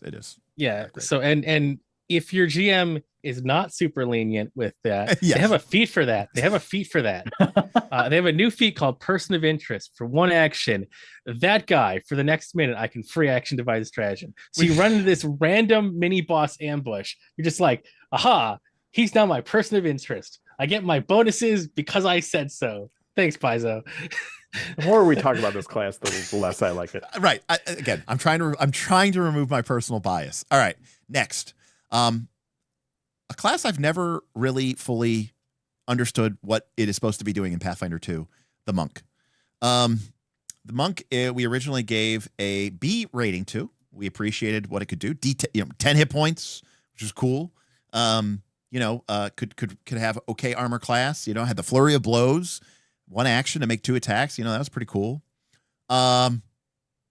Theoretically good at grappling and all that jazz. Thoughts of the monk? Yeah, so like one of the biggest lessons for me for playing PBX being in extreme encounters, obviously everyone knows Pathfinder 2 action compression is great. So hey, flurry of blows, solid. Right. Yep. Hey, I get to attack twice and maybe cast a spell with an archetype. Solid, great, fantastic. To me, like the best part about monk is you can make them in a way that I don't know what it says about me that a lot of my stuff is revolving around after my character has been knocked unconscious, but you can get up and you don't need to pick your weapons up. Sure. And like that, those actions that you are doing in those very tense times are like really make or break extreme plus encounters. Right. So I think from that point of view, monks are great. Yeah. I also think that there's a lot of people for whom that wouldn't matter. I think a lot of people hand wave that, right? Because they're like, it already sucked that you were knocked unconscious. It already sucked that someone had to give up their turn to bring you back up. It already sucked that you had to burn an action stand up, and then you end up spending 2 actions just to pick your stuff up. And that is the way the game is supposed to go. Michael does point out the monk has to re-stance. So let's talk about that from an action attacks perspective. Most monks need/will go into a stance, right? Yeah. Is that? Yeah, I'd say like 80%. Yeah. Is that an action tax?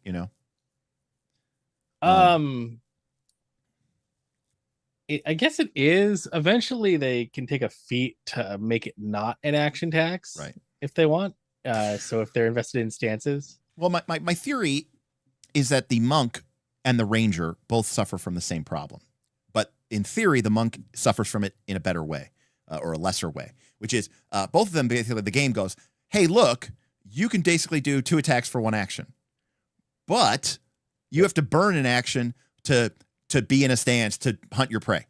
And so it's kind of like, see, it's neutral. So it's like we're giving you something, but we're not really giving you something. But then the monk, theoretically, most of the time, only has to do that once. Whereas the ranger, in theory, may be doing that multiple times per fight. Right. So and the monk is probably then more like the barbarian. Right. You do it once and then it's on. But now the barbarian gets to do it for free. Right. But not all monks will do this. So, yeah. I guess. I mean, I don't know. I mean, yeah.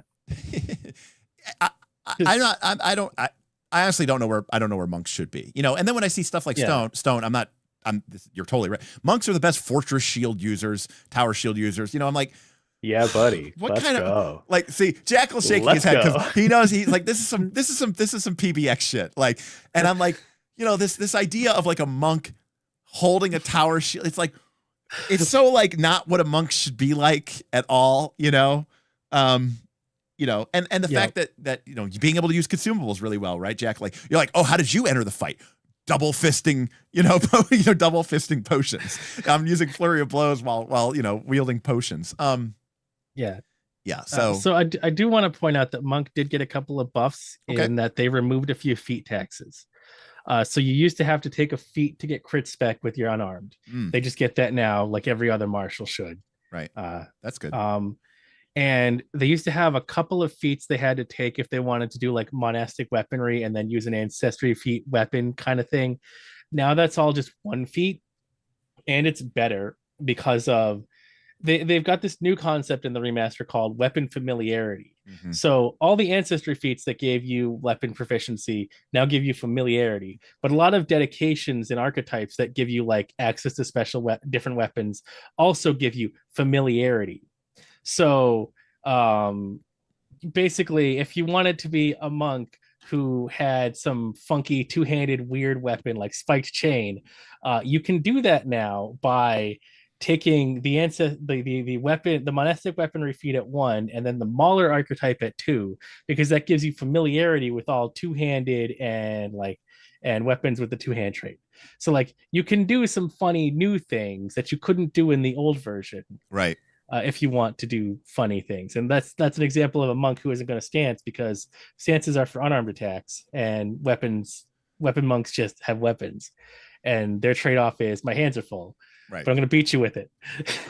KC, our friend Kieran, says sorcerers in plate armor and monks with tower shields is the shit that drives me nuts in Pathfinder 2. Hard to plan for in a crunchy game, but still painful. I mean, I think that is like a great dividing line. Like if you're one of those people who says, oh, look at the sorcerer in full plate and is using champion reactions, and if you look at the investigator who's a psychic but also an arcane archer, it doesn't even make sense. Nothing about you is arcane.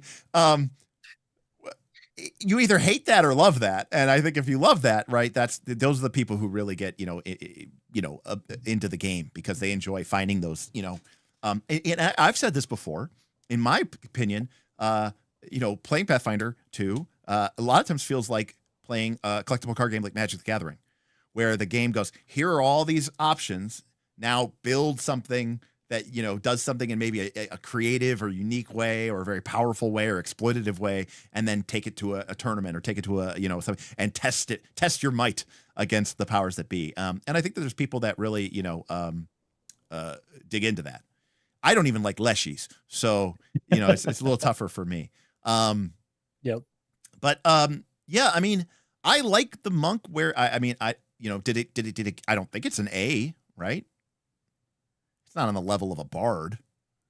No. Yeah, no. I think staying at B and probably being like high middle B is a good place for monk, because like I said, most of their buffs was they got rid of feat taxes. Can we talk about the tragedy though that their speed doesn't stack with the speed buffs in the game? That is to me undefendable and unconscionable. Here, the official Derek House rule. Take it to your games, okay? Make the monk speed bonus like untyped, okay? Just like let them have some boots. It's please. It's a stat. Razor. It stacks with boots. No, but it doesn't stack with long strike, tailwind, wind it back or whatever. Yeah, I know, but I mean, some of the other classes that got speed boosts are also status bonuses. Okay, but wait. Why is the monk not made faster by having the wind at their back? Like, why is the monk's bonus status? It doesn't even make sense. It should be circumstance. It's just key, man. I don't know. Make it circumstance. The barbarians isn't status bonus, is it? It is. Yeah, it is the status. God, that's so horrible. Damn you, Razor. Barbarian is status. All right. Which got baked into the class now. Barbarian and monk. Well, at least there's that. Yeah. Barbarian and monk. Make it circumstance. Okay? Make it circumstance. Make them circumstance. That's what I say. It's like, oh, I'm a barbarian. I'm fast. It's like, yeah, I have the 8-hour spell too. I'm fine. We're the same speed. Oh, but yeah, but it cost me nothing. It cost me a wand that will literally be a rounding error in my GP value. What did it cost you? Your entire class? Cool. That's cool.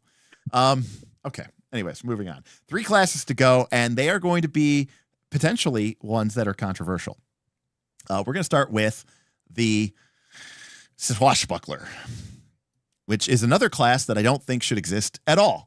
So we can start with that. How this isn't an archetype that maybe a fighter takes, or maybe a rogue takes, right? Maybe an investigator takes. I don't know. How that, or bard, I don't know. How that isn't what that is, but here we are, we have it. And the game decided, hey, Swashbucklers had this action tax, but it was also predicated on them succeeding at things because they had to gain panache. And all their cool stuff only works with a panache. So now, and panache meant I did something awesome, and everyone was impressed, and including myself, apparently. And that means that I can now finishing blow and kill you in your chest because you're so embarrassed of how awesome I was. And now the game's like, we understand that they need this to function. So if they fail, yeah, they still get it. So I ask, what are we even doing here? We're trying to look cool and failing, faking it till we make it. I can't even begin to express how dumb that is. Right, And by so the you know way, how I, yeah, please. you know how I said I like to play dumb things? Before I became an exemplar halfway through Southern Beaches, I was the swashbuckler centaur. I was the horse who tumbles through and does flips and shit because it's funny, but also this is a very strong class. Like mechanically, this is a very strong class. Okay. To the point where should it be higher than C? I mean, now you get panache no matter what. I've seen finishing blows. I've played with the swashbuckler. I had a swashbuckler in the Yeah.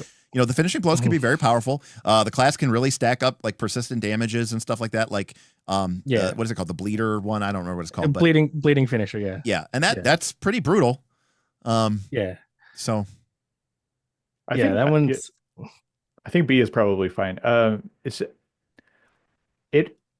Its bonus being precise damage is kind of probably the thing that ruins it. I mean, doesn't move it higher. I mean, you could say that about Rogue though. And we did give Rogue S tier. Yeah. Because you know what? Let's call it what it is. This is for the average person out there playing Pathfinder 2. If you have a rogue and a swashbuckler and a monk or whatever, or not a monk, a rogue or a swashbuckler or whatever. I don't know if the investigators is precision. It is. So yes, that GM is not going to throw monsters at you that are immune to precision damage, because if they do, those players are going to end up on Reddit bitching about how their GM is a jerk because he's only throwing or she's only throwing monsters at them, and she's trying to win the game and she's violation of that, and then that GM will get canceled and they won't be allowed to play Pathfinder 2 anymore. So that is something you have to consider. The meta game. Yeah, it's the meta game. That's right. Yeah, I mean, I think they're better. They're definitely better. I mean, getting the bonuses. They have to be better, right? Because the one thing about them was you could fail the panache roll, and that sucked. And now you basically can't fail the panache roll. So that improved. Yeah. But also a bunch of their feats that didn't used to have anything to do with panache now also have the bravado trait and give you panache when you do them. Some other ones are for no good just reason. like of course not. And then some of them were like, if you were this specific style and you use this feat, then you could also get panache. But now the feat doesn't have to care about the specific style, just so that more swashbucklers can be different, so you can mix and match, and that's actually better. No, that's all. I mean, that is all very much better stuff. I don't like the pigeonholing. That's another problem I had, by the way, with the champion feats. Not only did they suck, but the champion feats were like, if you are good and a shield and you took the Dragon Slayer oath, then you qualify for this feat. And you're like, so let me get this straight. There's 10 feats at this level, but I only can actually take 2 of them. It felt like you were just like pigeonholed into these feats. And you're like, I feel like being able to take more feats and have them apply to you, I think is a good thing. So as much as I hate this class and it shouldn't exist, I mean, I don't hate it. I mean, the idea of the swashbuckler is very cool. I just think it should just be it does an archetype. I mean, you do feel like playing a swashbuckler when you are playing a swashbuckler. Right. It's like, I need to do something dumb. Also, I'm going to applaud the swashbuckler, and I'm going to tip my hat to Paizo for doing something to me that I just absolutely love. I have a player I've played with for many years. His name's George. George is a squirrely, weird little guy. He likes, he's the kind of guy who rolls dice to randomly determine the name of his character. He rolls, a D12 to determine what class he's going to be. He's chaos incarnate and a little bit unpredictable, but he also hates being put on the spot. And he inevitably always plays characters with really high initiatives. And so he wins the initiative. And so I go, George, you're first. And he inevitably goes, I don't know what to do. And then I delay or whatever. He played a swashbuckler and he took after you. And I was like, that is the single greatest, that literally saved me 5 minutes of fight for every fight for the entire campaign. And so for that reason alone, plus the style, the fun of that, but gaining panache by basically being like, I beat you in initiative, I'm letting you go first, is A+ tier flavor. And I loved it. So I'm in for it. Oliver, by the way, who subscribed, just says, spicy hot take. Swash is as distinct from fighters as Barbarian, Ranger, and Monk. Those just have the benefit of everyone being used to them. Karama, you were saying? Right. Yeah, so they have that one that after you, but they also have another feat where they can take a +2 bonus to initiative, and they get panache if they win and go first. So they can either decide to go last or try to go first. Yeah, it's kind of fun that they have both of those. No, that's and Jackal, you've talked about this a lot, where it's like, do you feel like that thing? And I agree that between the finishers and the tumbling and the panache and the kind of like, whoa, you know, like Errol Flynn type moves, it feels completely crazy when you're like, yeah, I'm fighting a demon lord, and I'm like, heartening laugh, you know, like it doesn't really make much sense, but you do feel like a swashbuckler in that respect. So I think it's cool. All right. Although to make you mad again, yes, they please. Also have a status bonus to speed. Oh, I know it's status bonus. Yeah. That one really, okay, let's back that up 5 feet, because you could assume in some weird way that the Barbarian's Rage is like tapping into some primal power, right? Because historically, item bonuses come from items, status bonuses come from magic or magic related things, and circumstance bonuses come from like real actual things that are happening in the world. So we can assume that the Barbarian's Rage is coming, it's from some sort of mystical primal power source. And maybe the monk's coming from Ki. What magic panache is coming in for the Swashbuckler? Tell me why that's a status bonus. And okay, it's because I'm so awesome. The universe said I can be faster. Sounds like a circumstance. I don't know. It's just that, but all right. Anyway, Swashbuckler up to B. All right. Yeah. So good stuff. All right, we got 2 left. One breaks my heart, and one could change everything. All right. The Ranger, originally given a C tier. F. I hate this class. What is the like the prime example of a ranger in like that each game is trying to emulate as a ranger? It's Aragorn. Aragorn. Right? Aragorn. Right. And then randomly in the late 80s, Drizzt Stewart. He does not count because all the things that people think are ranger about him are Drizzt Stewart is not fighter. He is dual slashing. He is not twin takedowning. I agree. Exactly. He was trained as a fighter. He was very dexterous. He trained. I completely agree. But people associate him as being a ranger. And so when Drizzt Stewart came out, they made 2-weapon fighting part of rangers. For no reason. That, like, it would make sense for them to be like weapon and freehand so they could access the terrain or like use the environment. I'm gonna say this: the WoW Hunter is so much cooler than the D&D Pathfinder Ranger, because at least it's like it's about this. If you're a hunter, I have traps, I have my hunting companion, I have ranged weapons. It makes sense. Yep. I don't know what the Ranger is anymore. It doesn't. And they didn't get rid of their fucking action tags. It's still as bad as it ever was. And honestly, yeah, sure, they gave them that feat. That crossbow feat. That Smith made that whole video. I have the sticker someplace. Yeah, I usually have cinematic tactical cinematic tactical maneuver. Yeah. The fact that you have to be like, what is it, level 16 or something to load a crossbow kind of quick. Meanwhile, the Gunslinger's been doing this shit with ramrodded muzzle loaders since like level 2. It's unthinkably bad. It's unthinkably bad. And Outwit is still a horrible. I think it's horrible. Everyone is basically twin takedown or the other, or the other one that you get the bonus to damage. Precision. Yeah, precision. Yep. And don't get me wrong, I've seen it before, right? Where Bob had the precision, he had a double-handed weapon, and then his animal companion got the precision bonus. They both hit. It's a lot of damage. My spicy ranger take, other than it being awful, is that ranger, they should take the flurry twin takedown part and just leave that to monks. That's the monks thing. Agreed. Attacking a lot. And then they should take the hunting part and the good with ranged weapon part of Gunslinger and just smash those together. And those should be one class. We just had a $3 anonymous tip with no message. So anonymous tip $3. I don't know who you are or where you came from, but if you want to claim your tip, I would appreciate it. And then we also had a $5 super chat. My favorite archetype, the Ranger. And Pathfinder, it's best just to take a fighter and an animal companion just so I can become a WoW hunter. There you go. I love it. I'm in for it. That makes a lot of sense to me. That's not wrong. Yeah, I don't think that's wrong at all. The archetype gives you flurry, right?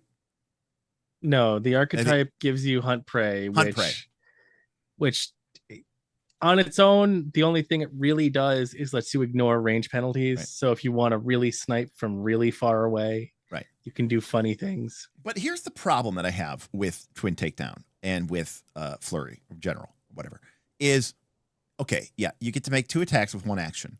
But, you know, and the fighter's like, well, I get to make 2 attacks with 2 actions, but the multiple attack penalty isn't as punished.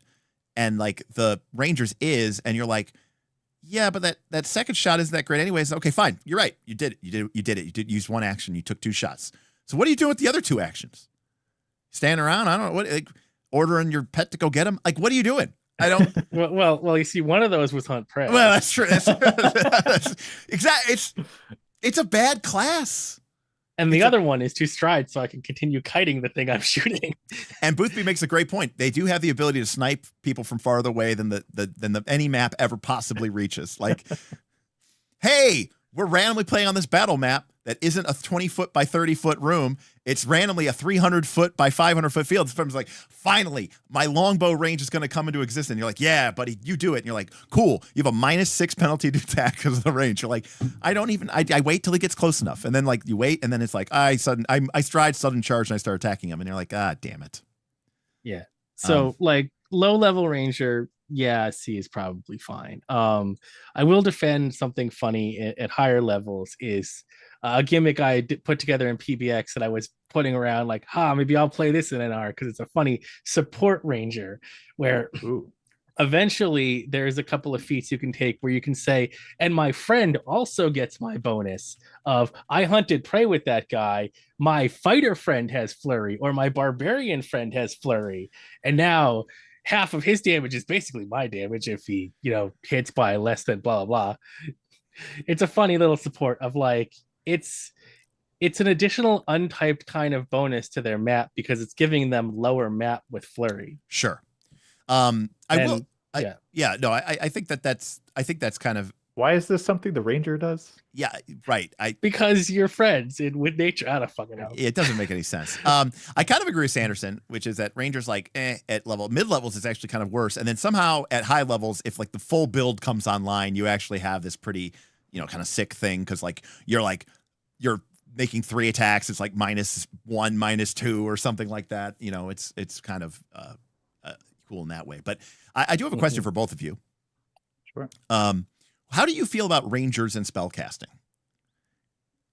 Should Rangers be spellcasters or not? I am on the absolutely not side. Okay, you're on the not side. All right, Karamak? I don't know. I mean, like they were in 3.5. They were in second. They were in fun. Yeah, and they were in first edition AD&D. They got high level, but they got some spells. I mean, to me, they should probably just be a rogue subclass. Ooh. Actually, I think they should just be an archetype. The wilderness guy. And if you're playing a campaign and the GM goes, hey, this is going to be an urban adventure and we're going to do a lot of dungeon crawling, you go, I'm not going to take the wilderness ranger archetype. And then you're like, hey, we're going to be doing a lot of overland travel and we're going to be doing stuff in the woods and the mountains and the rivers and the lakes and the streams. And you're like, cool, I'm going to take the ranger archetype. Because it's like, as a class identity, what is it? The guy who dual wields? Oh, you mean the fighter? Oh, the archer? You mean the fighter? Like what? Oh, no. They're the ones who like really know their prey, and so the investigator? Like what? Like no. They're the ones that are like super precise and level these devastating. Oh, this is the rogue. No, it's like it's none of those things. It just doesn't exist. It just doesn't matter. And the exploration pillar, especially the wilderness exploration pillar, is dead in Pathfinder 2. It's so dead. So it doesn't even matter. Like if you're playing your old school hex crawl and the GM is making you slog through, fields of mosquitoes and swamps, okay, fine. But in most RPG campaigns, it's not that. You know what your wilderness is? It's the GM goes, you march for several days north, the mountains grow harder, and then the encounter with the monster starts. And like that's what the wilderness travel is in 90% of APs. So we move a hex, we take camp, we roll the random encounter. Kingmaker, guys. Yes, yeah, Kingmaker. You know what? It's 50-50 C and D. I'm calling my executive privilege here. I'm moving the Ranger to D. Sorry. They had an opportunity to fix it. That's why I'm mad. They had an opportunity to make it cool. They had an opportunity to change it up. They had an opportunity to do something with it. And they chose to do nothing with it and give it crossbow fast reloading at level 16. And I'm like, that makes it worse. Stone says, I will say the new Vindicator Ranger gets one of the best reactions in the game at level 8. I do not know that one. You guys know that one? If I remember right, that is if an enemy. Oh, it's like range reactive strike for spells only. But if you hit, you disrupt the spell. Okay, well, that's pretty good. Yeah. But that's pretty good. Well, Stone, guess what? That's level 8. That's not till mid levels. So low levels fail. All right. That brings up our last class. We had two classes to go, so we have one class to go. This is our last class to go. And that is the Witch. Now, the Witch originally got a D because we were just like, this is just a bad, weird, horrible wizard with prehensile hair and an obsession with familiars, which suck, and cauldrons. And randomly being able to brew potions if you have your cauldron, which you don't have, and it's just weird. And it's like, what's going on here? However, the Witch got a number of substantial changes. That being said, I don't know when those changes matter or when those changes, as Vin says, come online. I do know that there's, they changed the way that the patrons work. And some of them, like the resentment and the cold one, are potentially pretty broken. And there are some spells like Befuddle, which are very powerful. So let's talk about the Witch. Yeah, I feel like resentment you just call it, just separate it from Witch. It's its own thing. It's that much better. It's so good all the time. Every good Pathfinder party should be debuffing their enemies, working together. Right. And to extend that, which is... Yep. It's just crazy. It's crazy good. Yeah. I mean, it is very powerful. And it also, I mean, to me, it's more of what I wanted out of the Witch. I wanted the Witch to be that master debuffer, the one who just cackles and keeps the debuffs going. And they're familiar. It's like this aura of unluck and cursing. And I just feel like that's so flavorful. That's what I want with a Witch, for sure. What do you think, Karamak? So I played a little bit of low level Witch in Kingmaker. And it was all right. I was actually a resentment Witch because it was funny. But this was before. Oh, it was really funny how effective it was. No, actually, the fights in that campaign are easy enough that it really wasn't changing anything. But to be fun, how do I put this? It's the hexes are definitely better now, because it used to be that things would become immune to your hex for a minute after you use it on them. So you had to use it on different things. They got rid of that because it was dumb. It was just dumb. And yeah, they just have a bunch of little quality of life improvements, really. And so they can't be any worse. And they're kind of like a wizard, but they can pick any tradition. So they can't be worse than the wizard. Right. I agree. And yeah, I mean, resentment is pretty strong. The other ones are also not bad. I really like the divine one that can basically be like a mini bard when it needs to be, and also gives out temporary hit points to your party members when you do hexes with your familiar. So there are other things than I extend the condition every turn, which, by the way, fun things like grabbed are conditions. Oh, that's weirdly true. I didn't even think about that. So your fighter grabs the target, and now you extend it so they don't have to spend an action to continue the grab if the enemy didn't escape. It's busted. It's true. So there was an early fight where our fighter got a crit with his sword, so the enemy had the off guard from crit spec, and I was just like, okay, cool. That guy's never going to not be off guard until he's dead. All right. Well, whether or not you want to exclude the resentment, the fact is, these changes are at least worth an upgrade to C, which puts it on the level of the wizard, and the druid. The question is it better than those? I would say definitely. Yes. And I think it is. I think it is too. B, solid. I think B. Yeah. Yeah, Stone says Resentment is like a top 5 in the whole game. Yeah. I think Roll for Combat says, hey, I wanted to see the Eldamon class ranks. I got them. We got them down here. I did say that we were going to do that in the last stream. Damien wants Witch to be an A because of the befuddle. I don't know that it's quite that strong, but I mean, it is pretty. I mean, look, right? You get slow at level 5, and then you cast slow, and then they pass the save, and so they're slowed for 1 round, and then you resentment them for slow eternal, right? I mean, that's kind of gameplay 101. That's that. Yeah, that's that. And God forbid if they crit fail. I mean, it's just, it was game over anyways. But if they failed, it was pretty bad anyways, because slow 1 on a boss is pretty brutal. But now that they're slowed 1 for the whole fight anyways because of the stupid resentment, I mean, that's pretty terrifying.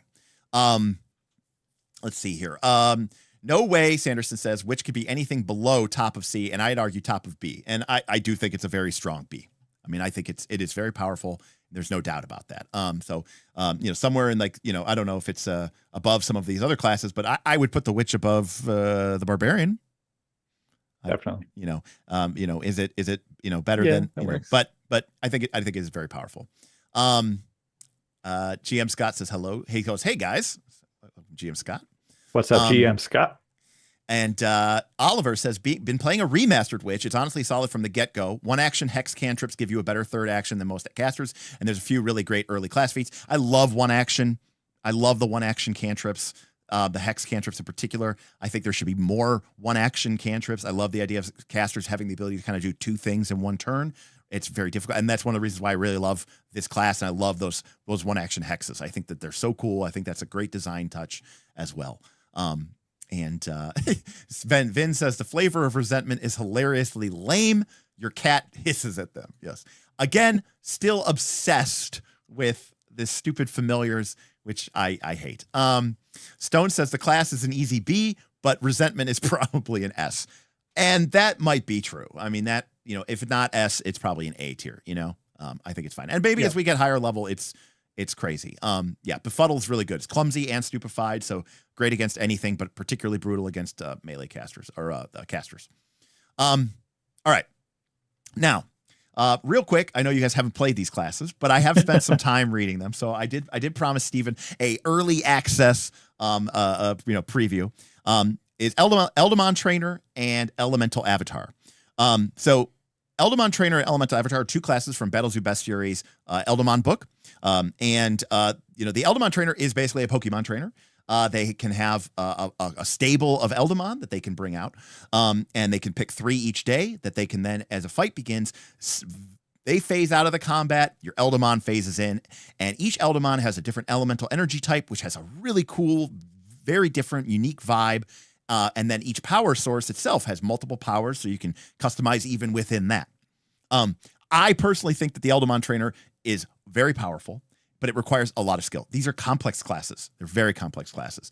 And I think it is way cooler than the Summoner. And I think that the power sets that are available in here are very, very, very powerful. I think the light, the light, the fire, the cold, they all can do some really, really cool stuff.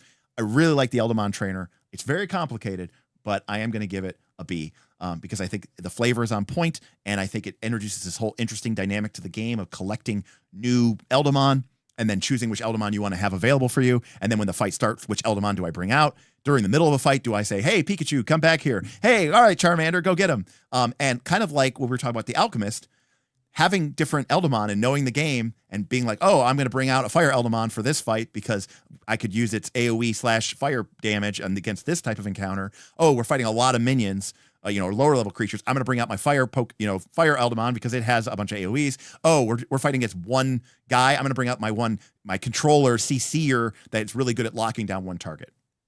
So I'm going to put Eldamon Trainer at B. And then I'm going to put Elemental Avatar at C because I think the Elemental Avatar is, while still functionally fine, I think they just put that in there so that they could do something else with the power sets. It is kind of like a bender from Avatar. So you have these, interesting elemental energies, but it's an Eldamon book.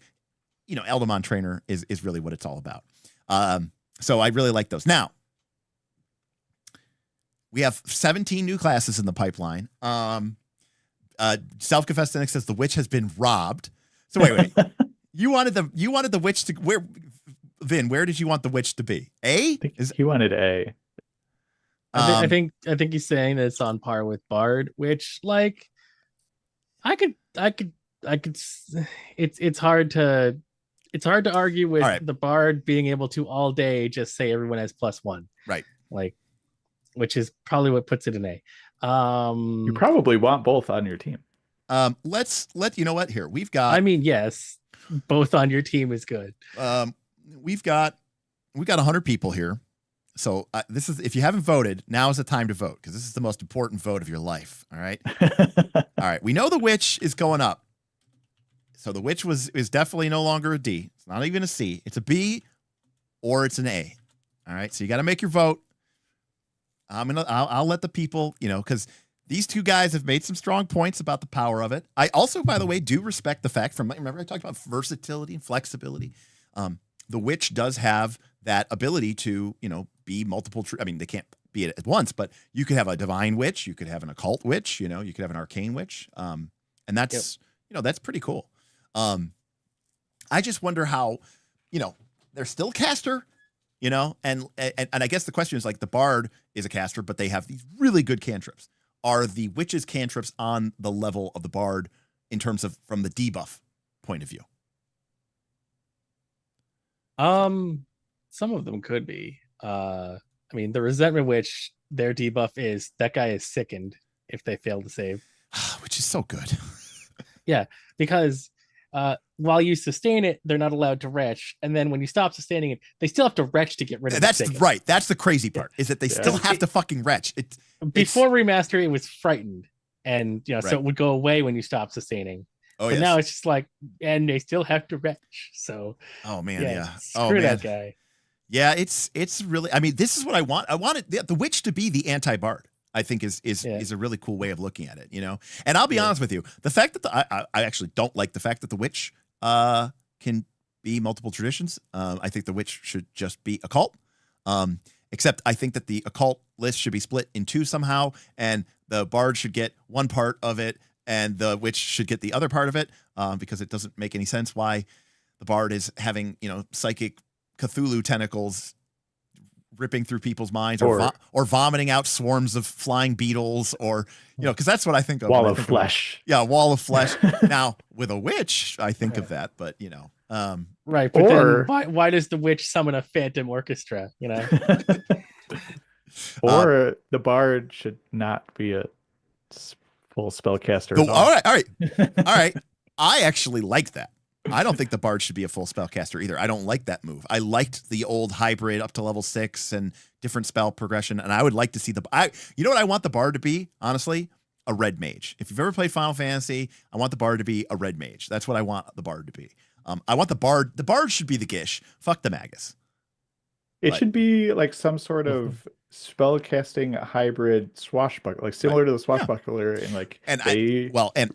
I think the bard shouldn't have a tradition. If they are a spellcaster, I think they should just be able to get spells from everything, because it's like they learn little tricks here, a little dabble here, kind of like, again, like a mixture of all these classes. They took all the cool parts of the bard, took them away from them, and then they're like, okay, we're gonna make this part of it the Thaumaturge, we're gonna make this part of it the Swashbuckler, and I just kind of don't like it. 57%. We've got 30 votes, so 57% say A. Or the witch. Dun. So the witch is going all the way from D up to A. Wait, you should change the thumbnail to something wicked related. Yes, I should. Yeah, what a wickedly good time. Which witch is which? The big winner of them all. Yeah, that's a huge. That was which other one? The witch came up. Oh, the Alchemist went from F to B. Yeah. Now, it's 10 o'clock, so we're going to wrap up. But real quick, any initial thoughts on Guardian, Commander, and yesterday's preview of Necromancer and whatever the hell the other one is? And or Starfinder stuff. And or Starfinder stuff. For starters, if you put Starfinder stuff in your Pathfinder 2, what is wrong with you? Okay, that's my first thing. All right, second. Mind blown, Runesmith. All right, just any initial thoughts, just what you hope it to be, what you were expecting it to be. If you played any of the playtest or if you read through any of the docs. Okay, so I did a little bit of the playtesting with the Guardian and the Commander. Commander, yes. So the Guardian is very confused yet, and they have to do a lot of work. And if they don't do enough work, it's going to end up in F tier because it is very confused and doesn't know what it's doing.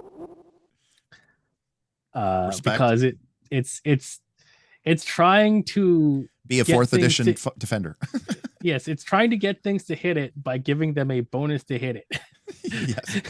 And a penalty to hit everyone else, which, like, admittedly, is a good incentive to get your Guardian killed. By the way, let me tell you, for any future game designers, by the way, we did have a Vin sell a super chat that says, "Oh God, what is Necromancer? Please don't ruin my favorite Diablo class with your Paizo badness." We'll talk about the Necromancer. I'm just gonna say this.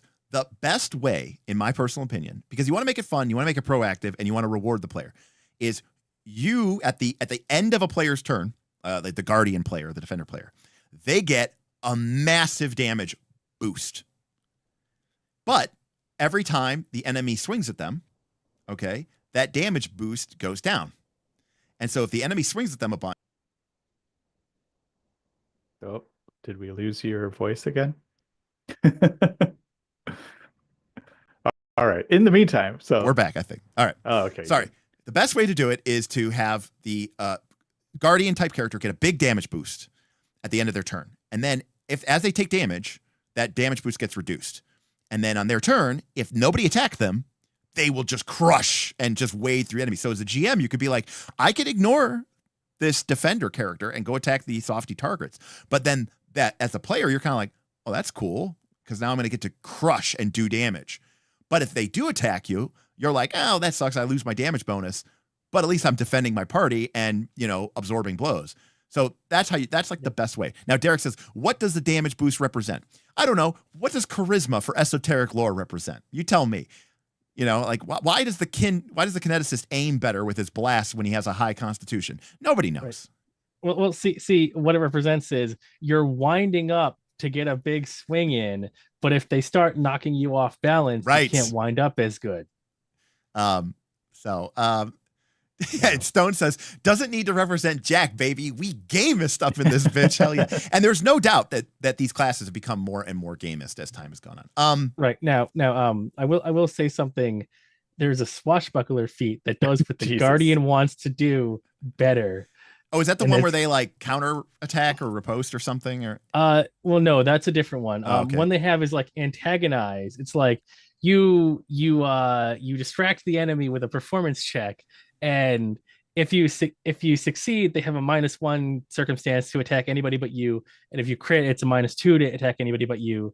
And if you crit fail, they do get a +1 circumstance to attack you. But it's way better than the Guardians. They always get a bonus to hit me. Yeah. Lou wants to know, what do we think about the Commander? Jarek Jackal Karamak. Sounds flavorful enough, not silly. I mean, I love the 4th edition Warlord. And they're obviously taking an inspiration from that. Some of the abilities seem very powerful. A lot of action economy enhancers for your team. Obviously a support player. The playtest, which I read through, seemed pretty cool. I don't know. There's maybe even a little too good. Right. It's I think it's on. They're very on the right track there. I think what it is that they just need to add more abilities, which they will as they develop the class. It's just they need more stratagems for people to play with and make their commanders different. Right. Because I saw a lot of people trying to live that fantasy with the martial archetype, and the martial archetype, in my personal opinion, just doesn't deliver. Right. So martial meaning like MARSHAL, not like martial archetypes. But yeah, I mean, I love the 4E Warlord. I think it's one of the best classes of D&D's history ever. And so I'm really fun for this. Stone says, Commander felt great in a playtest. Gun team plus Commander does shitloads of damage. Form up is insanely good. Team mobility. One action lets you run form. As people start talking about their Pathfinder 2 parties, and it sounds like people are talking about like their Warhammer 40K list. Like we're a squad now. Yeah, like we're team squad. Yeah. But I always say, you shouldn't be building these things in a vacuum. Now, obviously, it just came out yesterday or whatever. Any thoughts on the Necromancer or the Rune Smith, Rune Lord, Rune Master? Why? Yeah. So Rune Smith. Yeah. So what I saw from the like summary of the live stream was that the Necromancer is kind of just a disposable minions kind of guy, disposable minion mancer. That's their resource. They send out little, whatever. So the summoner, but instead of like this is my soul, it's like summoner, but throwaway. Right. And like we don't have something like that yet. So, there's design space there for whatever.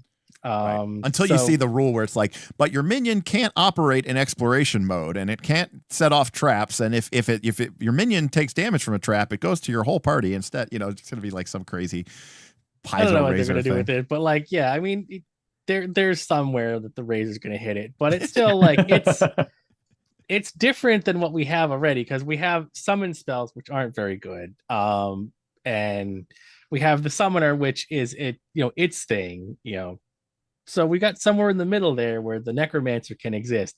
Now, should it be should Necromancer be the name of this class? I don't know, maybe. Let's see, like, okay, the game's already existed. All right, so we just talked about the witch, right?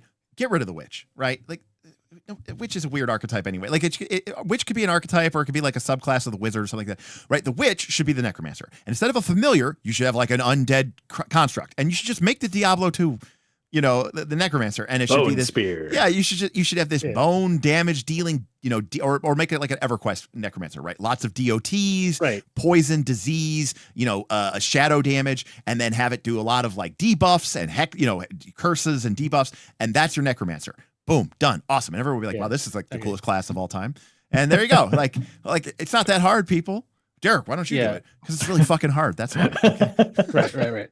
And then the Runesmith, from what I can tell, is it's kind of they described it as a support marshal, and I think what it's going to do is you're going to put long-term, like once at your daily preparation, put a buff on your friends, put the rune on somebody, and they'll have a minor buff all day, but then you also get to actively turn on some cool ability that targets from them. Like their description was like, one of them was you put a rune on somebody's shield, they get a status bonus to AC when the shield is raised, and you can create an action you can do an action and an enemy next to them can't walk away from them anymore. But that like consumes the rune? I don't know. We don't have the playtest document until like Tuesday. This was just there hyping it up in live stream. Casey, Casey wants to know when Necromancer exists outside of the wizard. Why isn't it a wizard school? Because they got rid of wizard schools. That's why. Right. Well, that was actually something they said in the live stream, was that now that wizard schools are gone, we have design space to make something that is called the Necromancer. Right. Now they can make the Abjurer and the Evoker and the Illusionist and they're like, think of this. We can sell 25 more books. Right. Yeah. Okay. Well, last, Jackal, any, or Karamak, Jackal first, any thoughts on Animist or Exemplar? I think they're cool. Animist being able to like swap your little bonus around, and play Moana, which I guess is something people wanted to do. But you're not a demigod, but you have a little spark. I think it's cool that it ties into the Galarian setting if you're into that stuff. It's fine. They're fine. Karamak, you chose to retrain into the Exemplar. Is that just because of you want to try it out, or because you think there's something? Well, okay, half of it was it's a rare class. If I don't try it out now, when am I going to get to play it? Because we have no rarity restrictions. Right, no rarity restrictions this season. Right, and I've been working my ass off pushing to get that whole book unlocked for season 3, so people who don't get to play it now get a chance to try it next season. Because I mean, I'm already trying it, so I'm not going to do it next season, but somebody else might want to, and they didn't get a chance. So that's why I'm trying to push it. But as far as like power level on the tier list, it's probably it's very versatile in the way that some of these other classes are. It might be in A tier, just because it can do a lot of things. and it has a lot of ways to get around a lot of fun stuff. One of its weird, unique things is, you know how like the marshals get their like damage boost feature at like 7 and whatnot, and it goes up. You know, like extra damage that marshals get. Theirs is by default additional spirit damage instead of like whatever your weapon does. So it's like it's a fun little gimmick. They have some feats where they can decide that is a different damage type. So they have access to, sometimes I need fire today, sometimes I need cold today. But I can just decide that my attacks do that now, which is fun. Yeah. I mean, that kind of gets to what we were talking about with the Alchemist, right? With the power of that versatility and stuff. Yeah. Very cool. And they have some of their abilities are a lot more healing than some people would like sometimes to just have for free all the time. I have this thing called like no scar but this, where as one action, I basically get one action heal for myself and only myself. And the only thing to recharge that is once I use it, my spark goes into another one of my items. I just either use the other item or spend an action to put the spark back into this and do it again. I can only do it once a turn. Sure. But I can do it every turn if so fight's over. I didn't go down, so I'm not wounded. I'm just going to do this for like 30 seconds and be at full. Yeah. Very cool. Cool. Very selfish, but very cool. Well, I also have an ability where when I do one of those things, one of my allies within like 30 feet can be healed for like twice my level +2. All right. And then that has a 10-minute cooldown per person though. So like it's not crazy healing for everybody, but it is, you know, a decent amount of healing everybody once 10 minutes. So yeah. Very cool. So I brought up the old tier rankings. So real quick, Fighter is still at the top, but it is joined by the Cleric and the Rogue, who have received significant buffs to several of their core key feats or core key progressions. Putting, you know, and in some ways I'm sort of proud, you know. I mean, again, unfortunately the wizard should be there, but it's not. But you know, to have, you know, a cleric, fighter, rogue. I mean, you look at that top row. If you had a party that was like a cleric, fighter, rogue, a bard, or you know, with a witch as a 5th character, that'd be a damn fine party, I think, for most instances. But the big movers have truly been the witch, which went from a D all the way up to an A. Huge buff, massive change in the remaster. Alchemist went from an F all the way up to a B. Another massive change, just fundamentally changing the class's structure to an encounter-based thing, and also just respecting the power that this massive list of elixirs and potions and bombs and stuff that can give it to you, and then consolidating and get rid of some of their feat taxes was a big advantage to them. Oracle was originally an F. Oracle is now all the way up at B. So both of our Fs became Bs. And again, the Oracle benefiting from an actual spell progression that is legitimate, and restructuring the curse in a way that is now optional and interesting and potentially worthwhile, which is, I think, a really cool design space.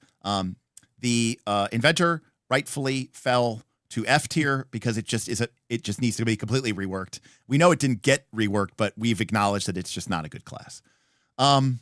Otherwise, things have mostly kind of shaken out and kind of remained the same. But overall, if you look at our old tier, we had a pretty even distribution going from S to F, with, you know, 3 at D, 2 at F, bunch at C. And now we actually have a peak at C, a peak at B, and we only have 1 at F and only 2 at Ds. So overall, I think that the overall change has been to make classes better, right? We have less Ds and Fs. That's good. And more Cs and stuff are now Bs. And I think B is a really good design space to be at.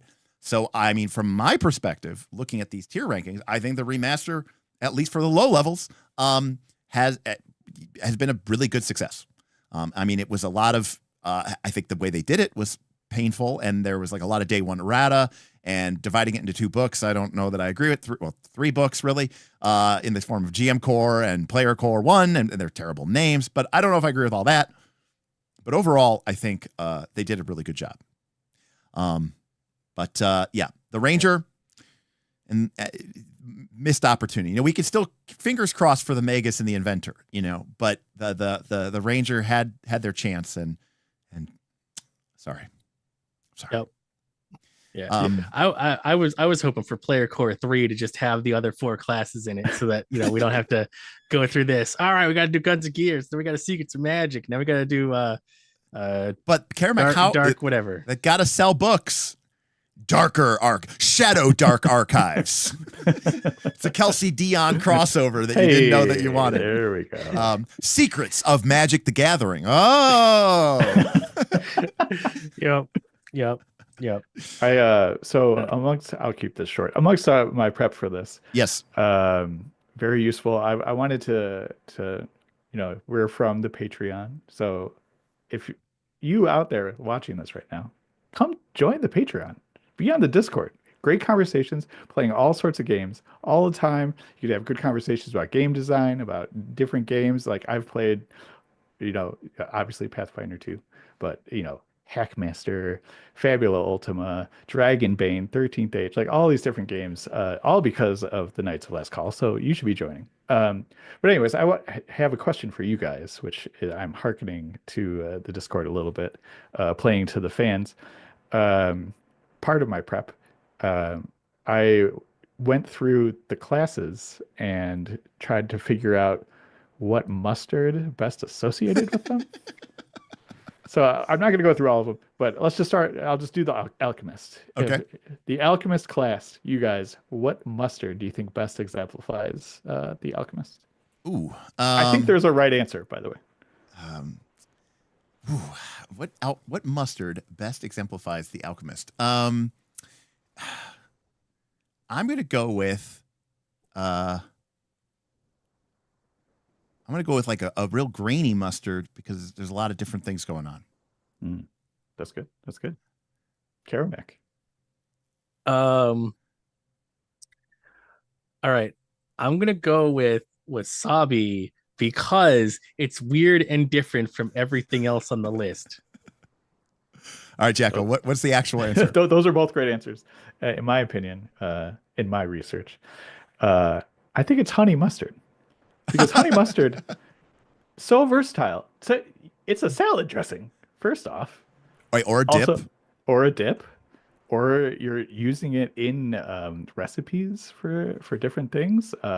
Also, it can just be used as a mustard. Throw it on a bratwurst. I mean, okay, having a great time. I got to ask, what mustard is fighter?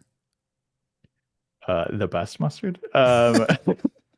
Let's see. I probably the Chinese mustard. It does its thing.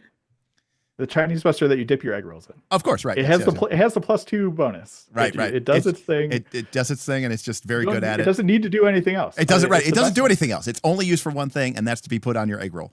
For those of you who may be wondering what the hell is going on, a number of streams ago, somebody tipped me to do all mustards ranked, and I had it ready to go, and I pulled it out, and I ranked all the mustards in a tier ranking.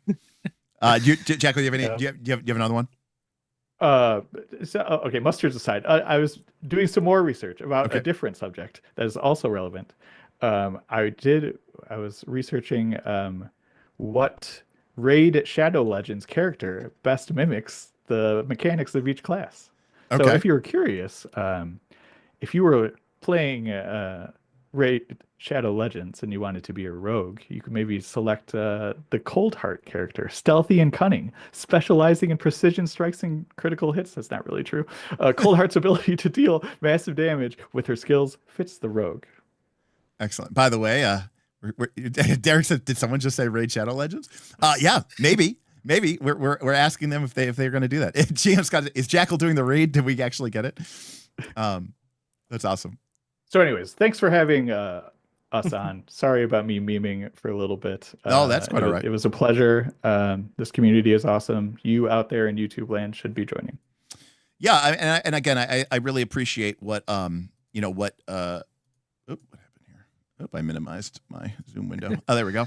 I really appreciate what what Jackal was saying. Knights of Last Call obviously started as a channel doing a Pathfinder 2 AP, and then people started realizing, oh, Derek knows a lot about role playing games, and I started talking about them and sharing my love and passion for that, and that has expanded into a community which still carries forward that, that torch to want to play Pathfinder 2, but has really expanded. And we have just a tremendously diverse group of like-minded people. I don't, it's a weird way of saying it, but we are an internet place where people can come and talk about RPGs and play RPGs together.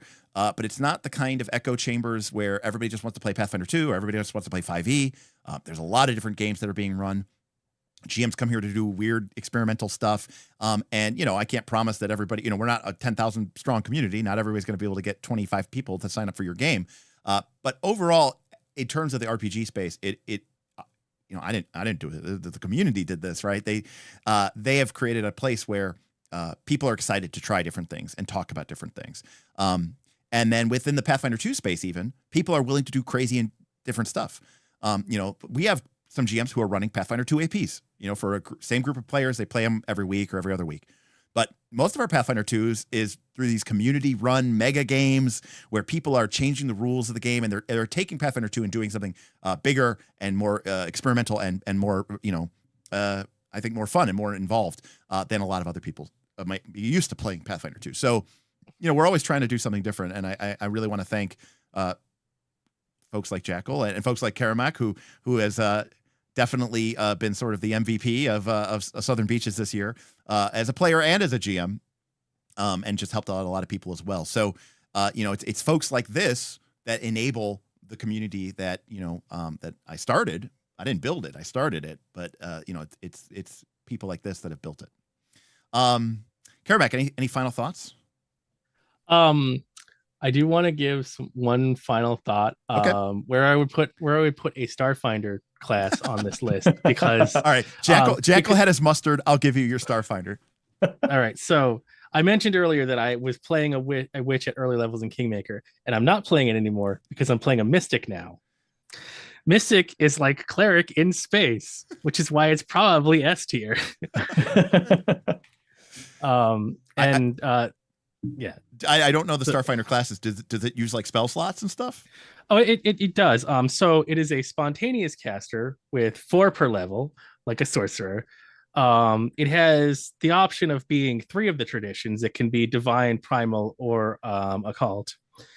Mine is doing primal, but it also has this weird thing. Instead of a divine font full of like heal slots, it has a pool of hit points that slowly regenerate during combat and out of combat. Yeah, I did read and this. So I can say you only need this much to top you off. Yeah, that's so cool. For one action, you're gonna get this. And the style of mystic that I'm playing also gets to, when I do that, I get to cast a 1-action focus spell as part of it. And to be really silly, I have Blessed One, so I can have Lay on Hands as well, so I can heal when I heal. So you really are your Starfinder class with a Pathfinder 2 archetype. Yes, we're playing Kingmaker. I'm just a Starfinder class in Kingmaker. Got it. And on top of that, they have like some feats to sub into the other styles of that. And one of the divine styles of Mystic basically has heal as a focus spell. And the only difference is it is D6 plus 6 on the 2-action. But in all other respects, it is heal. As a focus spell. It is heal as a focus spell. There is one little restriction that somebody can only benefit from it once every 10 minutes. Sure. But it's still heal as a focus spell. Right. So maybe it's double S tier because Well, yes. But again, I think Paizo is starting to realize that the long-term resource game is just not really a thing anymore, and I think that's just not the way that people are really playing it. So it's less about how many heals per day you have, and more like what can you do in this fight? What can you do with the resources that you do have? Right. Which I think is great. So we made some changes. We dinged down some classes that maybe are some of your favorites. So I'd love to hear your hateful comments about how we messed something up. On the other hand, I think you have to admit that overall, I was very accepting and positive of these changes.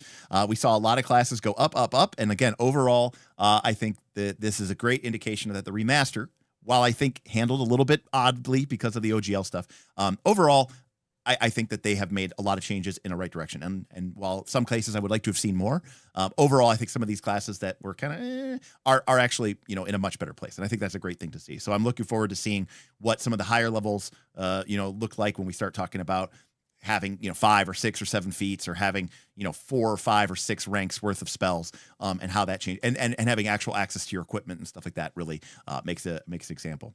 Kermode says, greetings from the land of eternal snow, Ashtabula. Yeah, Kermode, I started the day off with no power because the 35-40 mile per hour windstorm last night, along with the snow blizzard, knocked out my power. So I didn't get power back until like the middle of the afternoon. So I wasn't sure if this was going to happen, but it did, and I'm very thankful to the folks of First Energy for putting us together. But I do want to give an extra special shout out to Jackal and Karamak. This is their first time on the live stream, and you guys did an excellent job. And they really filled in for me, who, quite frankly, knows very little. I mean, I know what these classes did, but was that good or not? I'm hesitant to say until I've seen it in play. And these guys are among the people who've played the most. And you've heard them mentioned several times: Southern Beaches, Northern Reaches, Northman Challenge, PBX. These are all different ways that over the last couple of years that people have been able to play Pathfinder 2 as a community. And we're going to continue to do that. So, in fact, we're going to be starting, hopefully, one for Dragonbane that's going to be called Dragontide. And it's just basically taking the same idea of what we've been doing for Pathfinder 2 and doing it with a different system, because not everybody wants to play Pathfinder 2. That's fine. There's a lot of games out there. So, and someday, Jackal, Hackmaster. Yes, please. But yeah, guys, if you want to come play PF2, come play Southern Beaches. You'll be level 16. It'll be hilarious. Right. You'll have no idea what your character does. It's great. Yes. Everybody in Southern Beaches is the same level, and you level up every week. And even though we're nearing the end of the season, if you've always wanted to be like, I've really wanted to play a level 16, witch, you could have your level 16 witch, come join the game, play a bunch, probably get an archetype before the end of the season, play for a month or 2, a month or 6 weeks, and get level 16, level 17, level 18, level 19, level 20, get to play through all that, have a lot of fun. So we're using APB, so you get, your stuff that you need. And again, everybody auto levels. So you adventure for other reasons, and you try to get achievements and all this other stuff, but we don't make it so that if you can't play or you want to just be a super casual, that is not something that's going to kick you out. Yes, Casey, we're really focusing in on the hyper casual in the Dragontide game. We want to make sure that people who never play can still play. That is the challenge that we're trying to do for. So we're gonna wrap up 3.5 hour stream. You guys were champs. Thank you so much for that. Thank you to everybody who hung out with us tonight. We love these big crowds, and it's really great to see so many of you come out and support us. Thank you so much to just a list of people who through there supported us tonight. Obviously, Self-Confessed Cynic threw a number of super chats at us. Very thankful for that. CCAV, Dr. Metropolis, Lazarus Dark, all gave tips and super chats, and that is really awesome. Sorrel as well, Silver Wolf. So a lot of people came out. So love that we had the support from everybody. And we're going to be back next week. We're going to be talking about Earth Dawn again on Tuesday with another guest. We're a lot of guests for the rest of the year. We had Bob on Tuesday. We had these gentlemen today. Next week, we're going to do Earth Dawn with Donnie. And then on Thursday, we're going to be talking more Pathfinder 2. We're going to be talking about the mid-levels where things start to get cooking. We're going to have some more guests on to talk about Pathfinder 2. Maybe one or both of these guys will be back. We've got another couple of people who are also in the wings. And then the week before Christmas, we're going to have another guest. We're going to have Ben back on to do a first look, where Ben has been playing a new game. He wants me to take a look at it, so I'm going to be taking a look at it, kind of a new first look, where somebody who's played the game is going to kind of walk me through it and kind of see me learning. And then that last Thursday, we're going to do the high level game. And that'll be particularly relevant because by that point in time, Southern Beaches will be like level 18 or 19 or something like that. So you guys will be like right in that high level of region. So it'll be practical, actionable advice. And we'll talk about the very highest levels. And I think that's one of those things where I understand that not a lot of people get to high levels, but it's interesting because the fundamental, most people just assume high level doesn't work, the game breaks down, and everything is busted. And that is usually true. But it's very interesting to look at Pathfinder and see how that is a little different, and how the game does manage it. It can still go off the rails a little bit, but you can manage to keep it pretty much on the balanced track. So that's it, and that'll take us all the way up to Christmas Eve. So 5 more streams and 5 more sets of guests. So thank you, Jackal. Thank you, Karamak. It was awesome to have you guys on. Hopefully we'll see you here soon. And yeah, thank you guys. No, thank you. Peace out, Yeah. everybody. Have a good one. Yeah, it was fun. Awesome. Well, thank you to these gentlemen. Thank you to you at home. And we'll see you next time on Knights of Last Call. Peace out, everybody. We'll see you.